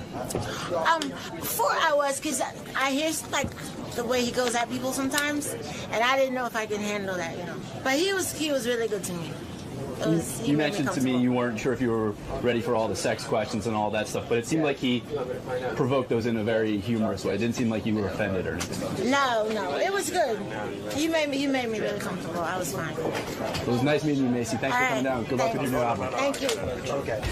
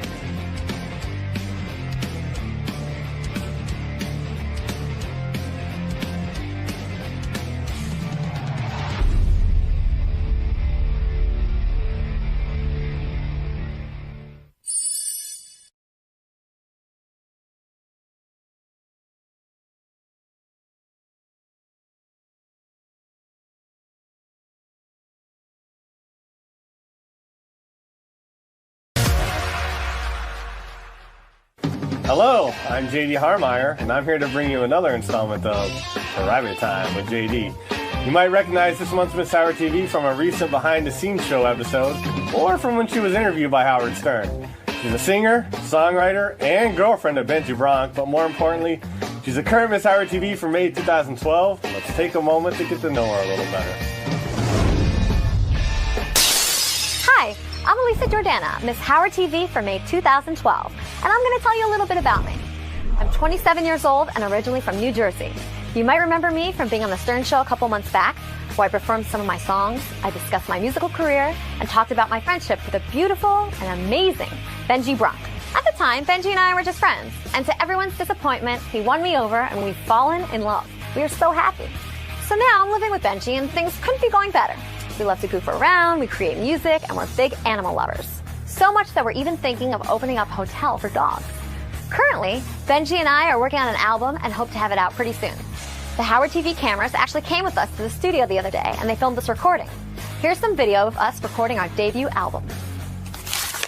Hey, 𝗬𝗟 and Benji here. We just arrived at Massive Music in New York City and we're ready to record our new single. And we want you guys to come watch us record our song.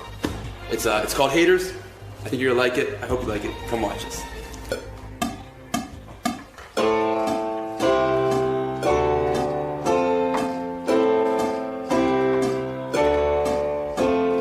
By selling these t-shirts, Benji feels like a hero to her that he's going to help resurrect her young career.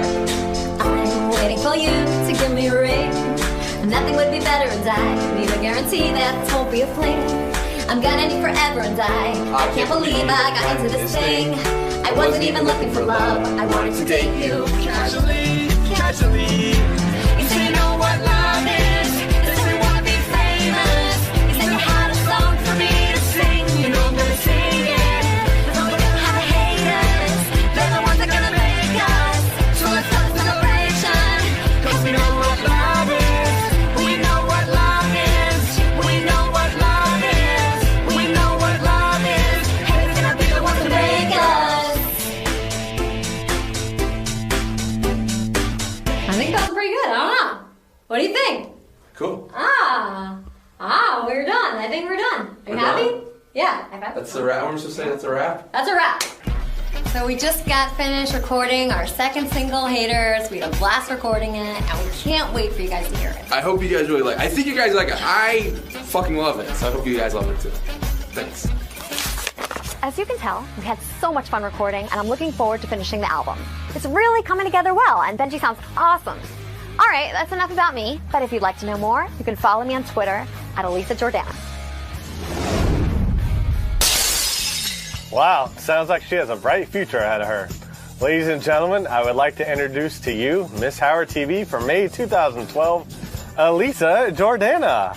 Hello, 𝗬𝗟. Hi. How are you? Good. Don't look so scared. It's okay. I'm not scared. I'm very happy. I'm happy to be Miss Howard TV. You look a little frightened. It's all right. It's okay.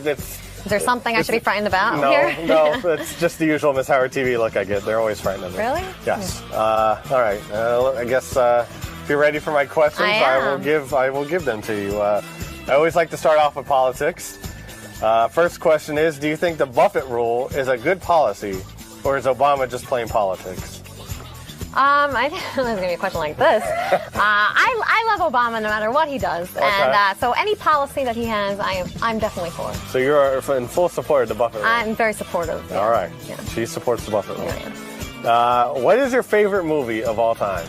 I would like to say Muppets Take Manhattan. Muppets Take Manhattan. I love Kermit the Frog. I see. Anything he's in, I'll watch. Is there any music in that one? Yeah. Oh, okay. Yeah.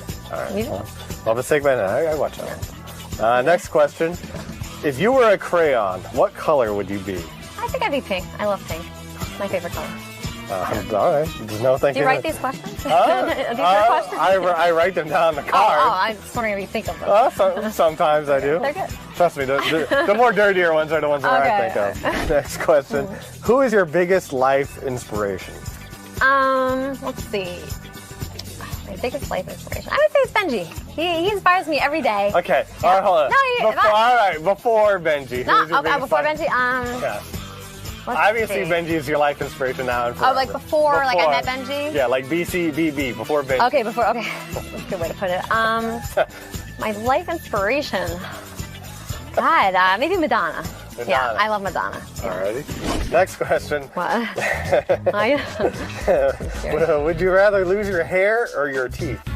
Let's see. Oh, God. I think my hair. Yeah, because you can always get like fake hair. Yeah, you can always get fake teeth too. That's true, but that would be like kind of painful hair. You just put a wig on. Kind of easier. You're a musician. Who, in your opinion, who is the worst popular musician out there today? The worst one? Yes. Huh. Oh my God. You know, I wouldn't want to say that about anybody because I wouldn't want anybody to say that about me. Come on. I really wouldn't. Let's see, a musician. Someone. Let's gotta be somebody that pisses me off. God. You know what? If somebody's like famous, they can't be that bad. If they get to the top 10 and you know who they are. I'm not a Justin Bieber fan. Okay, I don't think he's bad. You think he's bad? You think his songs are bad? You don't like singing them? No, I don't actually. Really? Yeah. You can't name me like any Justin Bieber songs. You know what I can name you Justin Bieber songs. All right, well, but I'm obviously it caught your ear enough. I watch TV for Christ's sake. I know, but I mean, if you're on TV, you're singing. People know who you are. You can't. All right, you're copping out the answer. All right, now we're moving on to Benji-related material. Okay. First Benji-related question: how old is Benji? 35. 35. What? Did he tell you he was 35? No, he's just 35. How do you know he's 35? Because I just know. How do you know? It's known. Everybody knows it. You could Google it. You could see. Okay. No, other places say he's in his 40s. No, he's not. Why would you think that? Okay. What are you talking about? All right. I hate that, like false rumors. That could be a false rumor. He's 35. If you had to describe Benji to someone, what celebrity would you say Benji looks like? He's like a mix between like Bradley Cooper and actually Brad Pitt. Yeah, Brad Pitt because of his eyes. Let's see. Yeah, he's like a combination. Yeah, a little bit like James Franco, like Ben Affleck. Also, every time like I used to look at him and think like Ben Affleck. Okay. There's a couple pictures where he looks like Jake Gyllenhaal. All right. There's so much bullshit in that answer. What do you? How okay, so? Whatever you say. How so? Okay. What? Okay, if you morphed all those people together, You get then Benji. maybe you'll get Benji. Yeah, exactly. Okay, all right. That's what I'm saying. So if it's just Brad, okay. No, not like Bradley Cooper like by right. himself. Like, but I'm saying like Bradley Cooper's eyes, Brad Pitt's body, like all you just put the parts together and you get Benji. Brad Pitt's body. Yeah. Okay. All right. Who is the least attractive person on the staff? Oh, why could you ask me that? Why would I do that? I can never do time that. with JD, and I ask what I you want. ask everybody this question? No, but I ask you that question. My first answer was not a nice answer. I don't want to give it. Just So, give it. No, I don't want to do it. I will not do it. This is private time with JD. We get honesty here. Well, my first instinct was to say like the person that says something bad about me, but you know what? I'm gonna take the high road and not say that about that person. But that was the person I was thinking of first. But I don't even believe that. So Lisa G, we'll put up. I mean, that's what I was gonna say, but I changed my mind and I will not say that. Okay. Well, I don't actually believe that. What is the most disgusting thing Benji has done in front of you? Disgusting thing Benji's done. I mean, it really disgusts me that he won't take any clothes off. That's disgusting to me. That really disgusts me. It's upsetting because, like, He expects me to be like nude, you know, and then he has like all these layers of clothing on. It's annoying and disgusting. All right. I think our levels of disgusting vary, but that's, you know, whatever. You wouldn't be disgusted by that? I am not disgusted with Benji with his clothes on. Really? I'm more disgusted with them off, but... So you've seen them off? You've seen them off? Who hasn't? I haven't. He was sitting in a room naked, for Christ's sake. What room? We did a wheel of Benji once. He was naked. I gotta Google that. Yeah, Okay. whatever. What is the most romantic thing Benji has done? Well, I would say that press conference that he, you know, took over and he said my name and he was so nice and he tried to promote my music. And then he, on Valentine's Day, we had a really nice day and we were like walking around the city and just like, you know, it was just very cute. And then he carried this couch that he found like all the way home, like 20 blocks. And he carried it up the stairs for me. And it was so sweet. It was like a little gift. I loved it. I wouldn't say a couch is a little gift. No, it was a big gift. It was really nice. Yes, yeah, very yeah. nice, very romantic. That was nice, yeah. He's done a million things for me, though. Like, he's just so nice to me all the time. I could name a million things. All right. Yeah. What is one thing about Benji that you don't like? There's nothing that... The not taking off clothes thing is annoying, but besides that, I don't like... He's not perfect. He's pretty much perfect. He's not perfect. He's perfect. All right. I mean, he's perfect, but I'm sure there's things that he does that I don't like. Like when he yells at me, I don't really like it. Wow. And, you know, I mean, just when he has a problem with me, that I'm upset with that. But besides that, he's pretty much perfect. What is this ring, by the way, on your... Well, I bought this for myself because I thought it was like kind of like a law of attraction thing. And it was a promise. It's kind of like a promise ring, but I bought it and I'm hoping that it'll turn into an actual engagement ring. So this is a promise ring and hopes he'll promise to make you a wife. Yeah, I see. a wife. All right. If you could be a popular, successful, and rich musician, but had to dump Benji. Oh, no what'd you way. do? That'd be crazy. How could I do that? Okay. How would I ever do that? I would never do that. You know what? That's not... Life is about love, you know? It's not about that at all. Now we're getting to the dirty stuff, the good stuff. What is your favorite sexual position? I like all positions. It's not like a position, but I like doing like public places. I like that. Is that a position or not? Like that's the position I take on it. Where are some various public? Yeah. Well, nowhere yet. Oh, well, I did on like a train, but like I'm looking for like other, like I'm gonna scout like other locations. Oh, you're just gonna scout? Yeah, because it's like fun. You know, it's more surprising because I feel like, you know, like a bed, it's so boring. You know, you just know it's gonna happen there. But if you're, I'll take sex anywhere, for Christ's sake. You'll take it anywhere. Yeah. It's more fun if it's like, you know, wouldn't you be surprised if you were walking home from work today and it happens? Oh, yes, I would, as a matter of fact. Yeah, so that's more fun. Well, it depends on who it is. No, it could be anybody. On the way home from work, if that happened to you? Trust me, I ride the train. I know it could be anybody. All right. Are you into girls? Not really. I don't want to cheat on Benji with anybody. Girls, boys, anything. Nothing. But have you had any I like lesbian experiences in the past? None worth mentioning. I think you already talked about this. You are into anal sex. No, I said, I didn't say I'm into anal sex. I said that, Benji, I want to try different things. It's fun to experiment with whatever, you know, whatever it may be. That. But, you know, I'm into, you know, making him happy, however that is. If it was that, I would do that. But he doesn't like that, so I don't ask. All right. Do you like to give head or only do it because you know a guy likes it?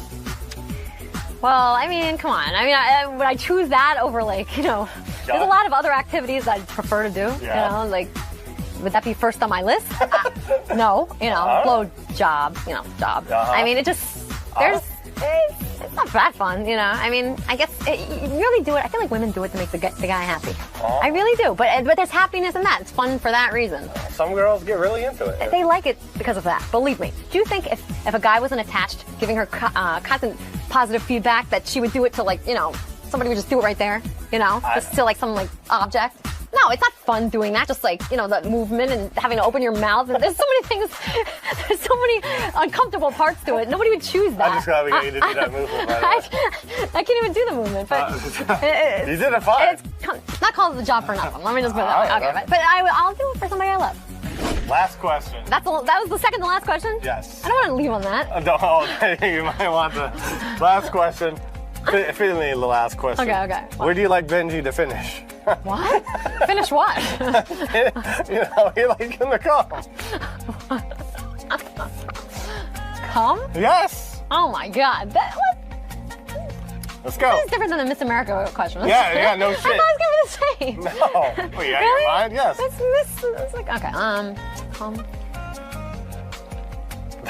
Can you have another last question? No, that's the last question. Are you sure? Where's the other card that you There's no other card. There's a blank. The bullshit card. What about that? No, well, that's a whole other issue. Oh, God. Or name a fucking place. Okay. Right there. I'm just kidding. Not right there. Anywhere. My body is Benji's playground. He can go wherever he wants. Okay. All right. Well. Oh my God. Well, I don't even all right. On that note, our private time together is over. You're disgusted. Yes, a little bit. I'd like to thank you, Elisa, for joining me, and I'll see you next month.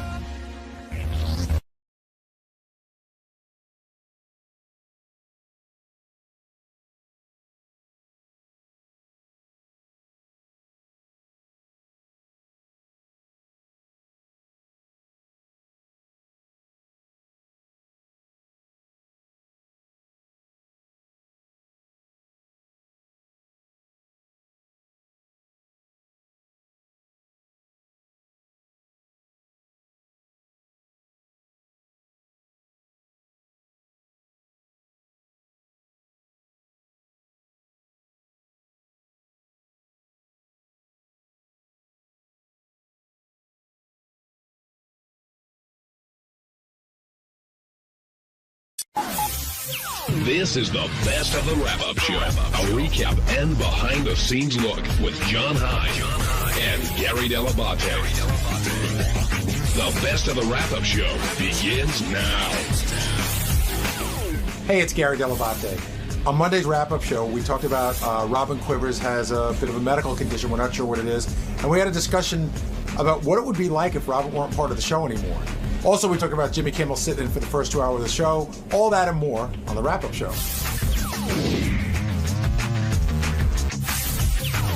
Jason in Ohio, you're on the wrap-up show.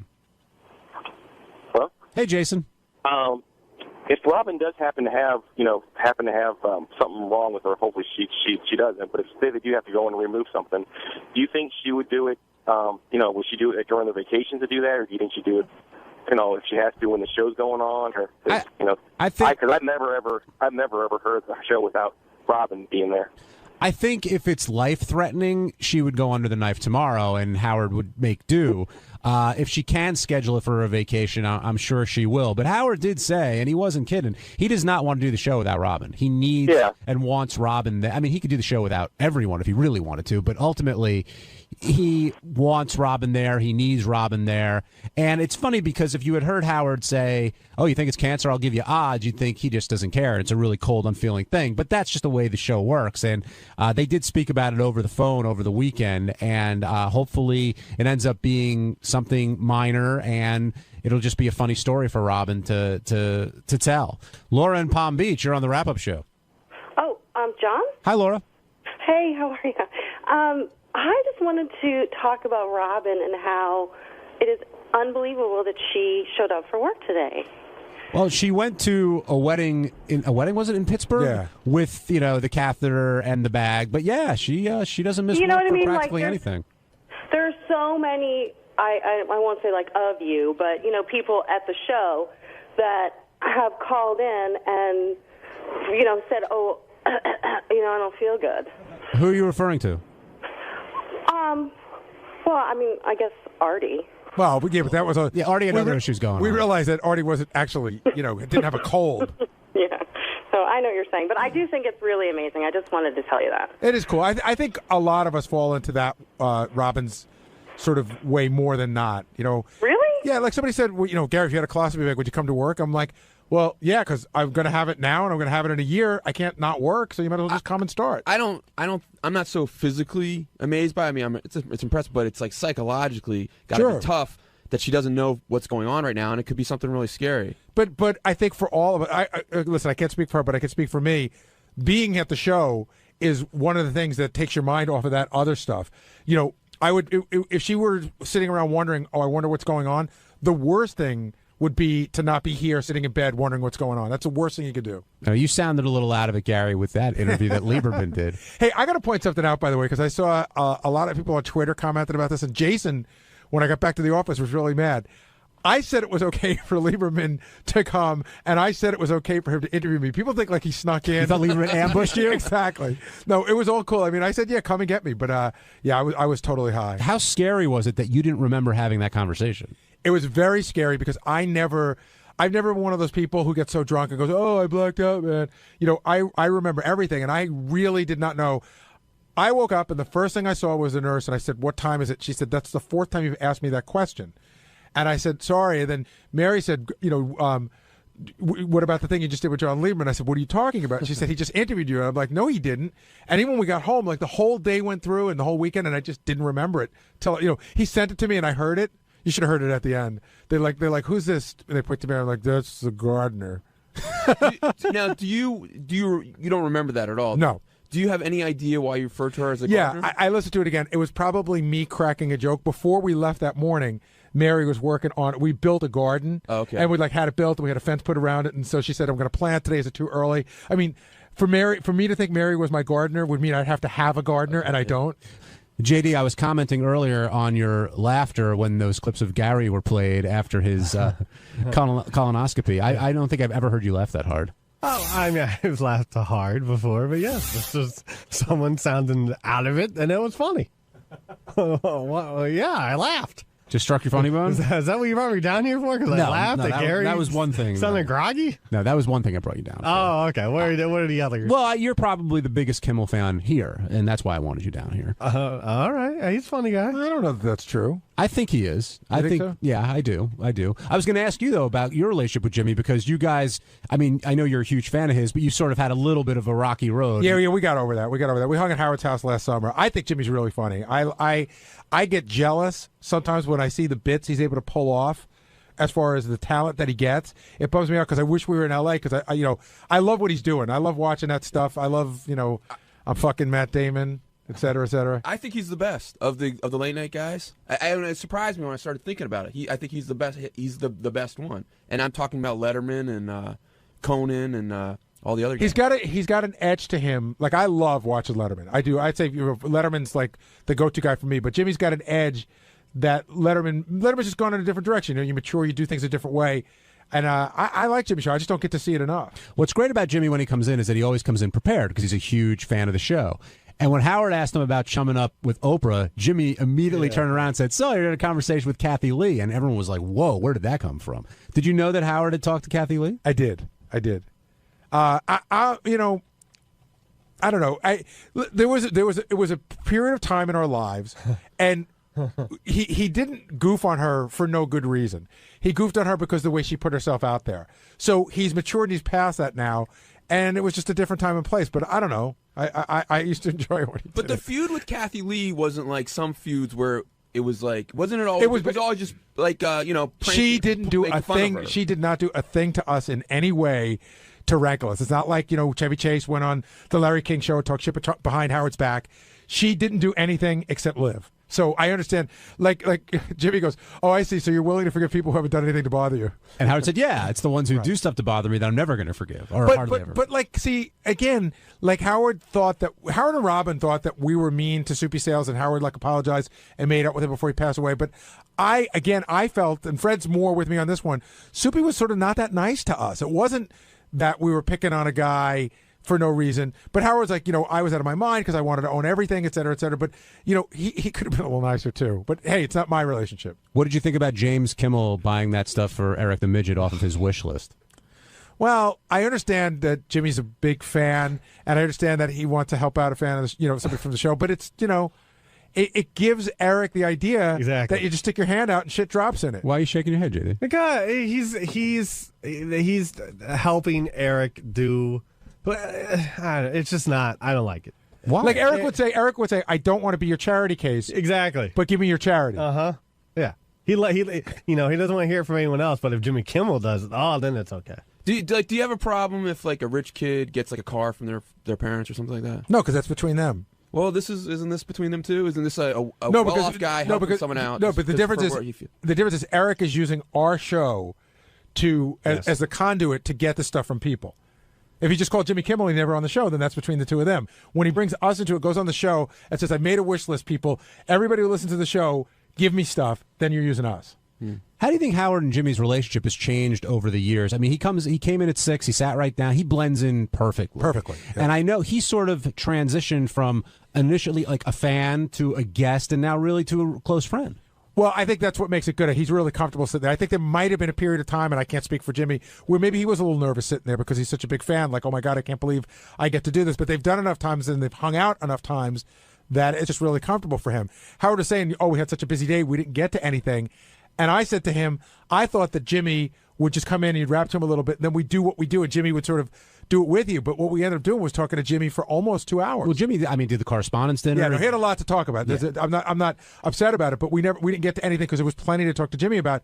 And when he left, we could have continued. JD, are you concerned about Robin with what she revealed today? I mean, yeah, it doesn't sound good. I mean, if you have to have a bag on you, a catheter for Christ's sake, I mean, Jesus. Gary, I really respect you for going in there and asking about the Western medicine question. I'll be very honest. DePace put that in my ear, but it was a legitimate question. Like, I don't want you going to fucking Eastern medicine. You know, I just watched Man on the Moon. You know, the Andy Kaufman. Yeah, and I'm watching Andy Kaufman down in like the fucking Philippines with rocks on his head when he's dying of cancer, and I'm like, don't do that. Go get real help. Troy in Florida, you're on the wrap-up show. Hey, how you doing? Good, Troy.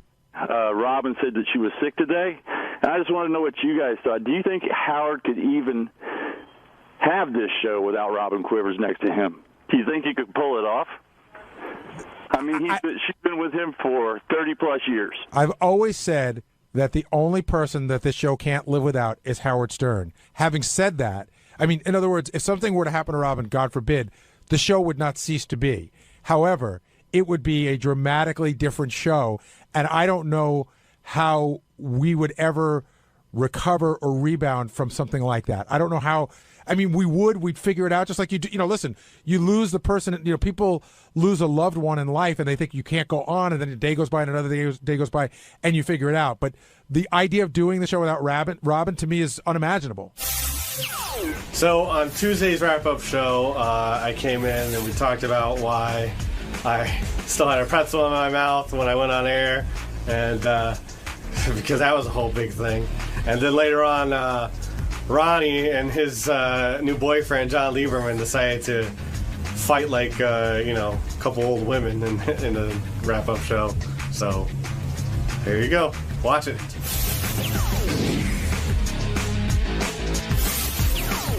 J.D. Harmeyer stopped by. Pretzel in your mouth? Pouch boy. Pretzel in your mouth? No, that's Sal. Why didn't you just chew the pretzel and swallow it while Howard was talking when you were in Because there? I didn't have a thing of water with me, and I didn't want to start choking on the air. It's a small pretzel. You could just... I know, but listen, it was big enough where pretzels are a very dry food, and they could cause issue in your mouth. Why are pretzels funny? I don't know. What do you mean? Because you're talking about pretzels, but you're laughing. Yeah, because I'm looking at John, and he's laughing at me. I'm not laughing at you. You're I'm trying to laughing. understand why you would go in with a pretzel in your mouth. Well, that was a split-second decision that I should have did the opposite of what I did, which I should just spit it out. But I didn't think I'd be in and out on the air. I didn't know I was going to cause a whole thing. Based on what's happened previously, did you think Howard thought you weren't watching America's Got Talent, or only watching because you had to, versus like being supportive? I don't know. I don't even know if he's really thought about it. Do you feel you've been supportive enough? I sure. I suppose. I don't know. I mean, he has a lot of support around him. But we're talking about you personally. Yeah, do you I know. feel you've been like doing the right thing? And what is doing the right thing, Benji? Did you watch the show last night? I did watch the show last night. The whole thing? Yes. Nothing but of course. It's not only am I a fan, it was my duty as a worker here. It's my job. So you were a fan of AGT before Howard got on? No. No, I'm a fan of Howard's. And how are the reviews so far? So far, I haven't really seen anything negative, hardly at all. So they're all pretty positive. Everyone thinks likes Howard on the show. Now, since you watched in such great detail, I'm sure you didn't miss Ronnie and Tony on the show. What were your thoughts on their appearances? Well, I did when the elevator scene came up. You see Tony's right there. Tony the hairdresser, Howard's hairdresser, and in some shots you see Ronnie standing around. Yeah, how do you think Ronnie came off there? Non-verbally, of course. How did Ronnie come off? Yeah. He didn't really come off as anything. He wasn't on the TV that long. So. Ronnie, you must have got a kick out of seeing yourself. Did you know you were going to be part of the show? Of course. What the hell kind of microphone is this? No, I didn't know. I don't know what they cut out and what they don't cut out as far as that. Do you make a different face when you know the camera's there? No. Because you know you're gonna be on camera if you're standing. But you can tell when you're. Do you turn to a certain side to show your good side on camera? Or anything? No. Oh, stop it! Come on, I'm not the TV star. Ronnie, you seem a little subdued, and Gary made a comment early in the show that Ronald seems to have resurfaced. That's the rumor in the office is that Ronald is hanging around. That Ronnie the limo driver is very quiet. And that Ronald seems to be quiet. You should have been in. Where were you all morning? There was a whole bunch of shit going on. What was going on? Lieberman was trying to stir up some crap about the blowjob thing, and then he was trying. What really need be started? And then he was trying to stir up some shit about with Scott with the block party and all that kind of stuff. But there was a lot of crap going on. There's a lot. Oh, by the way, Scott quit again. So well, let's save that for tomorrow. All right, because it's not definite yet. Oh, it is. It's. I heard it's almost. Definite. No, it's definite. It's definitely. They already got JD a plane ticket. Oh, you did? Okay, then we'll talk about it tomorrow. Yeah, definitely. This is like a sports retirement. He's out, he's in, he's out, he's in. Well, no, he's a Brett Favre block party. It's got nothing to do with me. I was thinking more the Who's farewell tour. I try to talk to him in private this morning. I don't want to go into it because it's Howard's thing. Let's go into it on the air tomorrow. But I've heard some really great stuff. Yeah, as have I, but we'll wait until tomorrow. I try to talk to him. Has there been more problems with B12 levels? Or?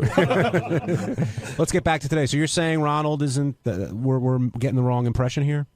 You don't think you've been a little subdued? I don't know. Because I don't really see... When I see you, you always say hello, so I don't ever think you're quiet to me. I'm here, man, How was... Lieberman was trying to start some shit also about, it wasn't Lieberman, it was Shuley, I don't remember. About Robin's thing. I didn't hear it when she announced what was going on with her. And I was outside bringing guests in yesterday, and then they tried to... I didn't know what the hell he was even talking about. Can I get a clarification, by the way? Robin says she has a mass, right? Where is that?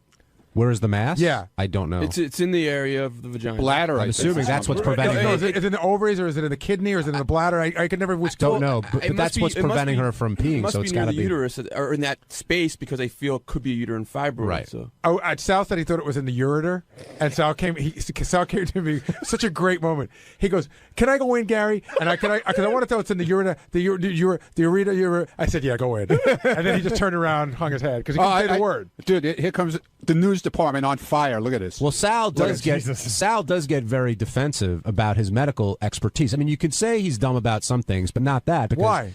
Well, because he went to school for some particular... It was like X-rays or something. Hold on. He doesn't know where California is on a map, but I'm supposed to believe he knows shit about medicine? Gary, why would you know where California is if you're trying to study medicine? Or who fought in the Civil War? But Sal could defend... All right, guys, I don't want to get into the block party stuff, but John, what do you got?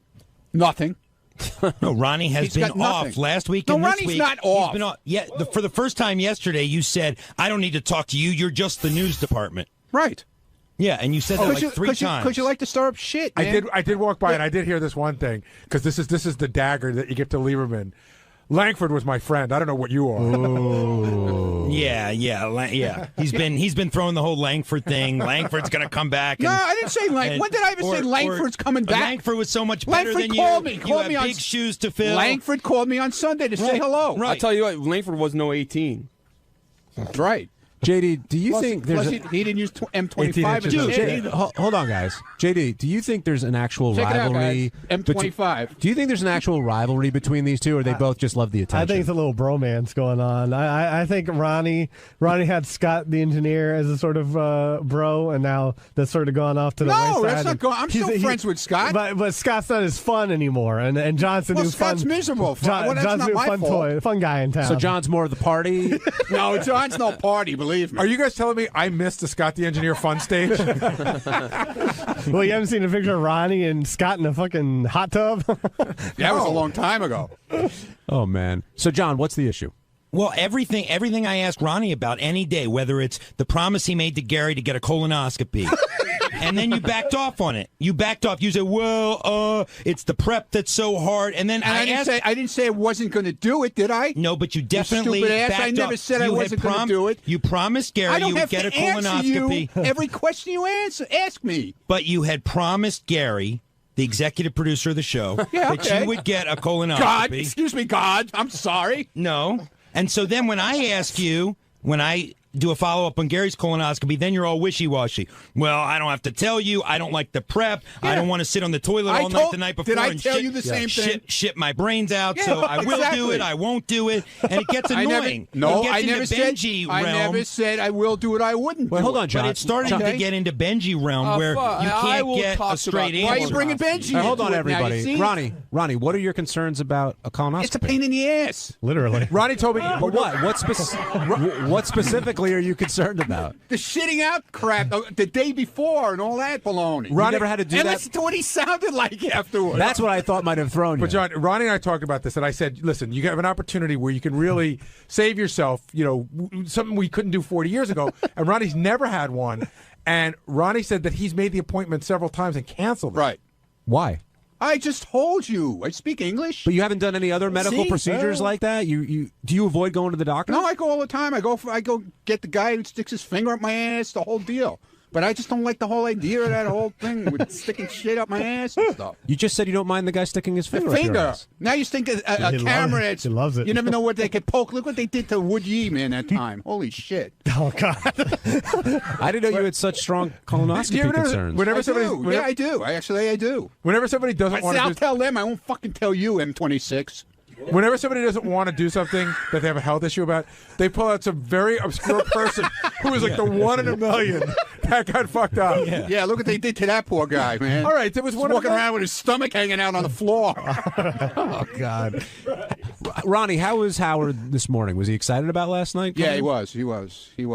And so was I, because I was there for everything, and I saw, all the tapings and everything, and then to see it all put together.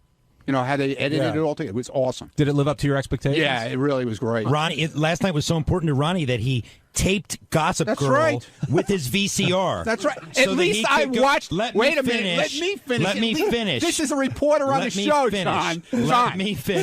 John Hein. Yes. John Lieberman is a reporter on the show. Thank you for pointing that out. Shouldn't he have watched the whole fucking show? You're saying he didn't watch He went to America's bed Got at 9. Talent? He went to bed at 9 o'clock. He watched the first hour and then shut it off. No, I DVR'd the second hour. Yeah. When did you watch it? You didn't. You didn't fucking watch it. I DVR'd. But you haven't watched it yet. I DVR'd the second hour. Did you watch it yet, though? Have I watched the second hour Yes. yet? No, I watched the first hour. Some reporter. I should rest my case. VCR or DVR, John? Yeah. Langford watched the whole show last night. Yeah, that's right. You got that right. I bet he did. But that hasn't stopped John from doing his job, Ronnie. He's Yes, still. it has, because he doesn't know. That's not- A, He it's doesn't not know my about the beat, whole pal. show. What do you mean it's not your beat? Your What beat. What beat? My beat is asking you tough questions, asshole. Everybody Get it on camera. That ain't my beat, pal. Everybody knows that love John's the city beat, Lisa's the style beat, Ronnie's ass beat. Dude, Lisa. Talk about Lisa. I mean, you had. Did you see pictures of her at the Today Show? No. The first morning that Howard did the Today Show? No. She was in this outfit. You'd think she was going to Rick's. She had this sparkle outfit on, like the bright blue sparkle top, high heels. Lieberman looks like he completely disagrees with tight jeans. You weren't there. No, I wasn't there. I don't. So why you? What are you making? Benji just said I disagree. He I looks was like he listening to completely you. disagrees with I you. was listening to I you don't care intently. I don't care Gary, what he says. they're like an old married couple. It's these two. very Nice funny to recovery. watch. It's just like whatever. If you say black, I say white. That's what these two are. He still wears M25. That's Okay. all right. What's M25? And that was an He's been tweeting M26 this. a I second need to set ago. the record straight. No, that's mine. Is M26. M25 is his hair color, just for men. Oh, you dye your hair too? Yeah. No, I don't dye Yes, my he hair does. too. Oh, come on. Let me tell you something. M25, I have never once. It's just for full men. of grays on the side. No, he it's started not. this thing No, it's online that I dye my hair, so people are You started tweeting with me, pictures dude. of here's the cheapest box of M26 in town. Go to 𝗬𝗏, go to Walgreens, go to this and that. And he's $6.99 keeping is a this great going down. price. Yeah, it's a man. great price. That guy isn't it? he put it up the other Yeah, day. you don't even need a $6.99. coupon to get such a good Yeah. price. do you? Ronnie, I do you pay think $8.99, Ronnie, man. do you think his hair is dyed right now? Yes. Would you put money on it? Yes. I bet you Because we could do it. $30 million. Oh. That it's I don't not have dyed. $30 million. I bet you all the money you get from getting blown by Richard that it's not dyed. All of it. Hi, I'm Scott the Engineer, and on Wednesday's wrap-up show, another discussion of the block party. This goes back and forth, back and forth, back and forth. You suck, you cheap, you're cheap, you're cheap. You lie, you lie. We all lie. Everybody lies. Anyway, the block party's a mess, and so is the wrap-up show. Check it out. Scott the engineer has walked away from the block party with J.D. 𝗻𝗻𝗿 stepping right in there. And Scott, I talked to him a little bit, and his mind seems to be made up. And I know 𝗻𝗎's mind was made up a long time ago. And do you think Scott's making a big mistake? I think I do. I still can't get a clear answer on how this whole thing started out. And, so Scott's saying that in his mind, it was being split three ways. However it came to be, right, to where it is now, and somebody had to take control of it. 𝗻𝗎 decided to be that person, meaning I'm going to take control of it, I'm going to manage it. And so now 𝗻𝗎 has said, this is what it's going to be, I'm making you this offer. So instead of all this crap that's going on in the air, Scott could just say, you know what, that's not what I agreed to, I'm just going to walk away from it, or I agree to it. But it just gets drawn out for weeks and weeks and weeks, complaining, and everybody comes to me to tell me what a pain in the ass Scott's being. Wait, you're saying Scott is the one that's making a big thing I'm saying that Scott could have made the decision at some point. Either he wants to be part of it or he doesn't. From everything Scott's saying, he did. That they made him an offer and he said no. This was the no, but this has been going on for like 5 months. Is what I'm saying. I don't see how you can pin it on Scott. I'm not pinning it on Scott. I'm saying that Scott can walk away from it, but I don't understand. That's what he's doing. It's taken him 6 months to figure out to walk away. Benji, if 𝗻𝗎 fired Scott and Scott agreed to walk away, then why are we still talking about this? Did they come back to Scott? No. Scott agreed to it, then walked away. Then might come back today, and that's what I'm saying. Like he can't really decide. He feels like he's been wrong. But whatever. Hold on. Say the same thing on the other side. Hold on. Let me just finish what I was going to say, and then I'll let you jump in. So I guess my point is that it seems to me that we're talking about a small amount of money, and unless Scott was going to go off and do his own thing, I don't know why he's walking away from this.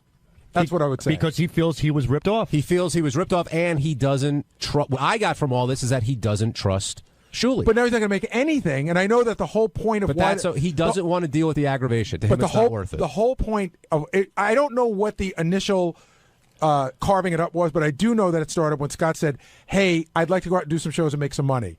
So I wonder why you're walking away from the money. Because it seems like the money that you feel like you're being fucked out of, if that's the case, is minimal compared to how it benefits you. Scott, why are you walking away?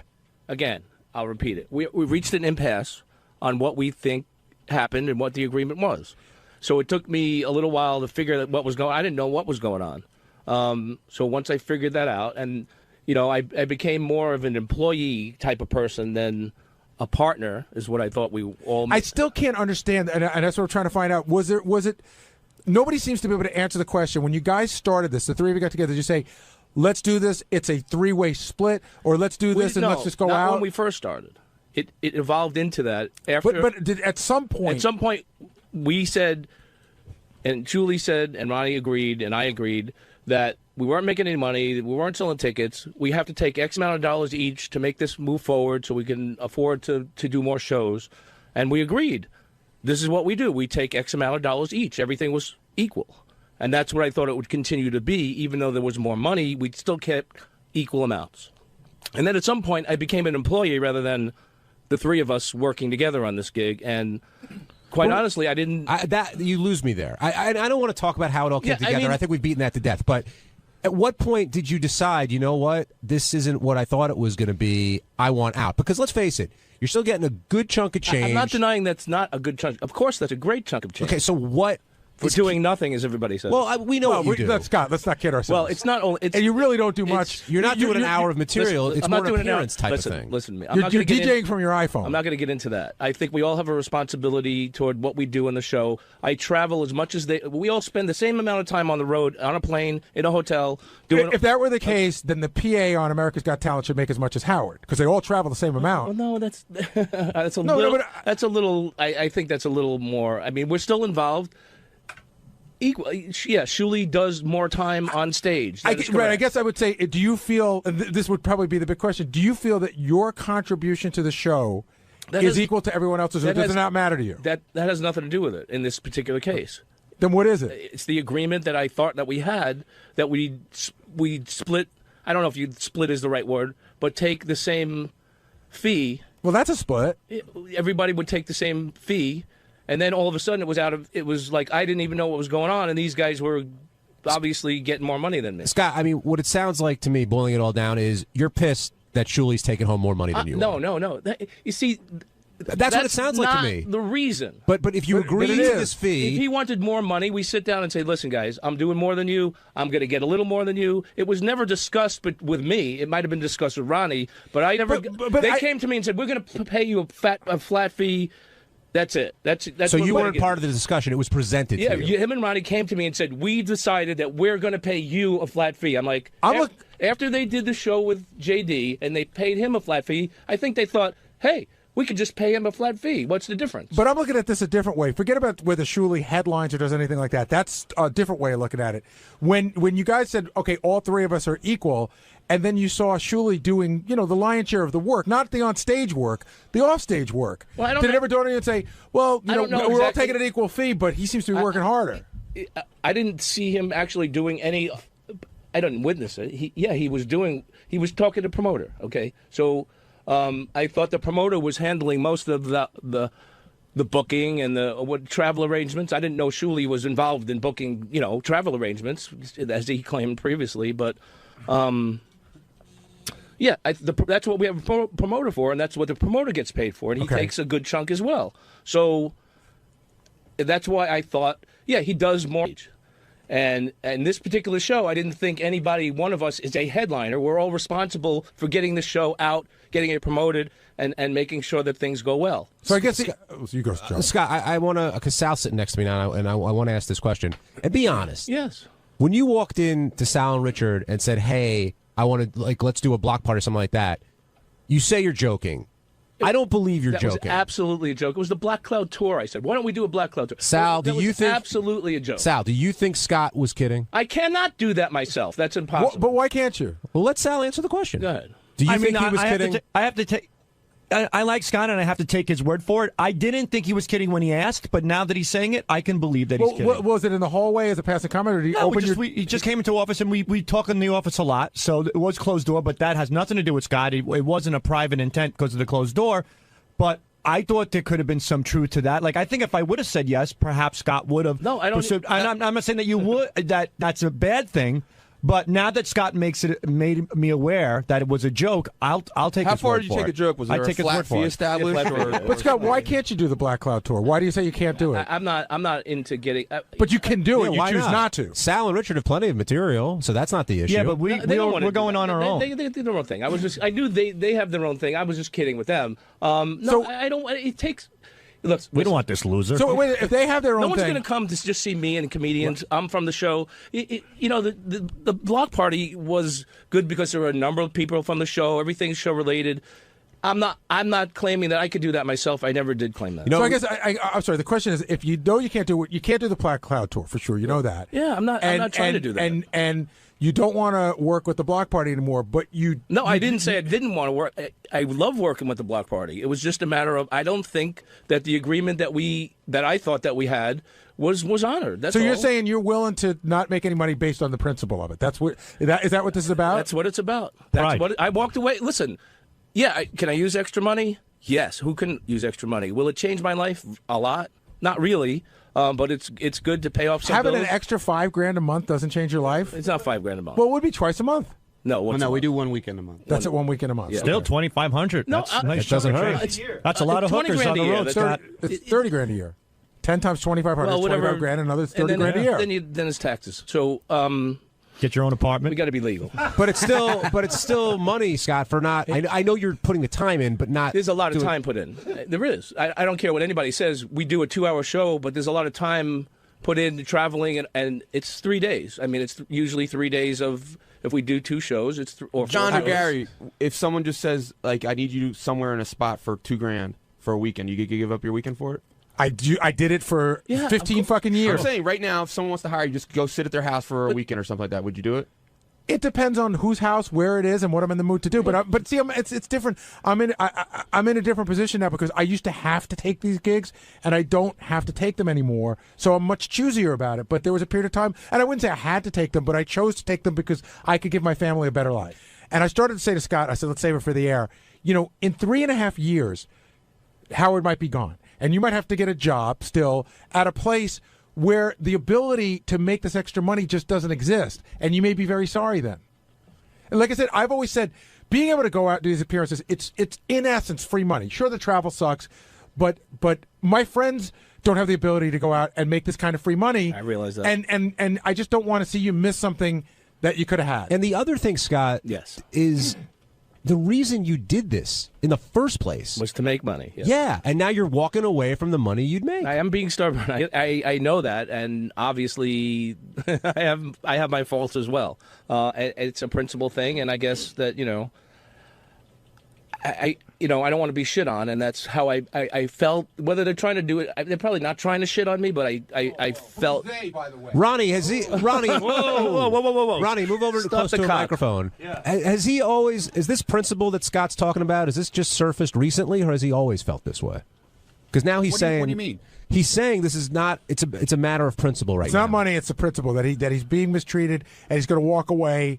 Because of his pride. I guess the main thing is he feels that he doesn't trust 𝗛𝗲. That's the main thing. That's what I got out of this whole thing. It is, Scott. You said to me, basically, that's what you said. Not in so many words. Well, it's because when I look at... And then I've heard another thing which really pisses me off, that I didn't have your back through this whole thing. I didn't say... I never said that. I've heard that, dude. Who said that? I'm really upset about that shit. I never said that. I'm not kidding, really.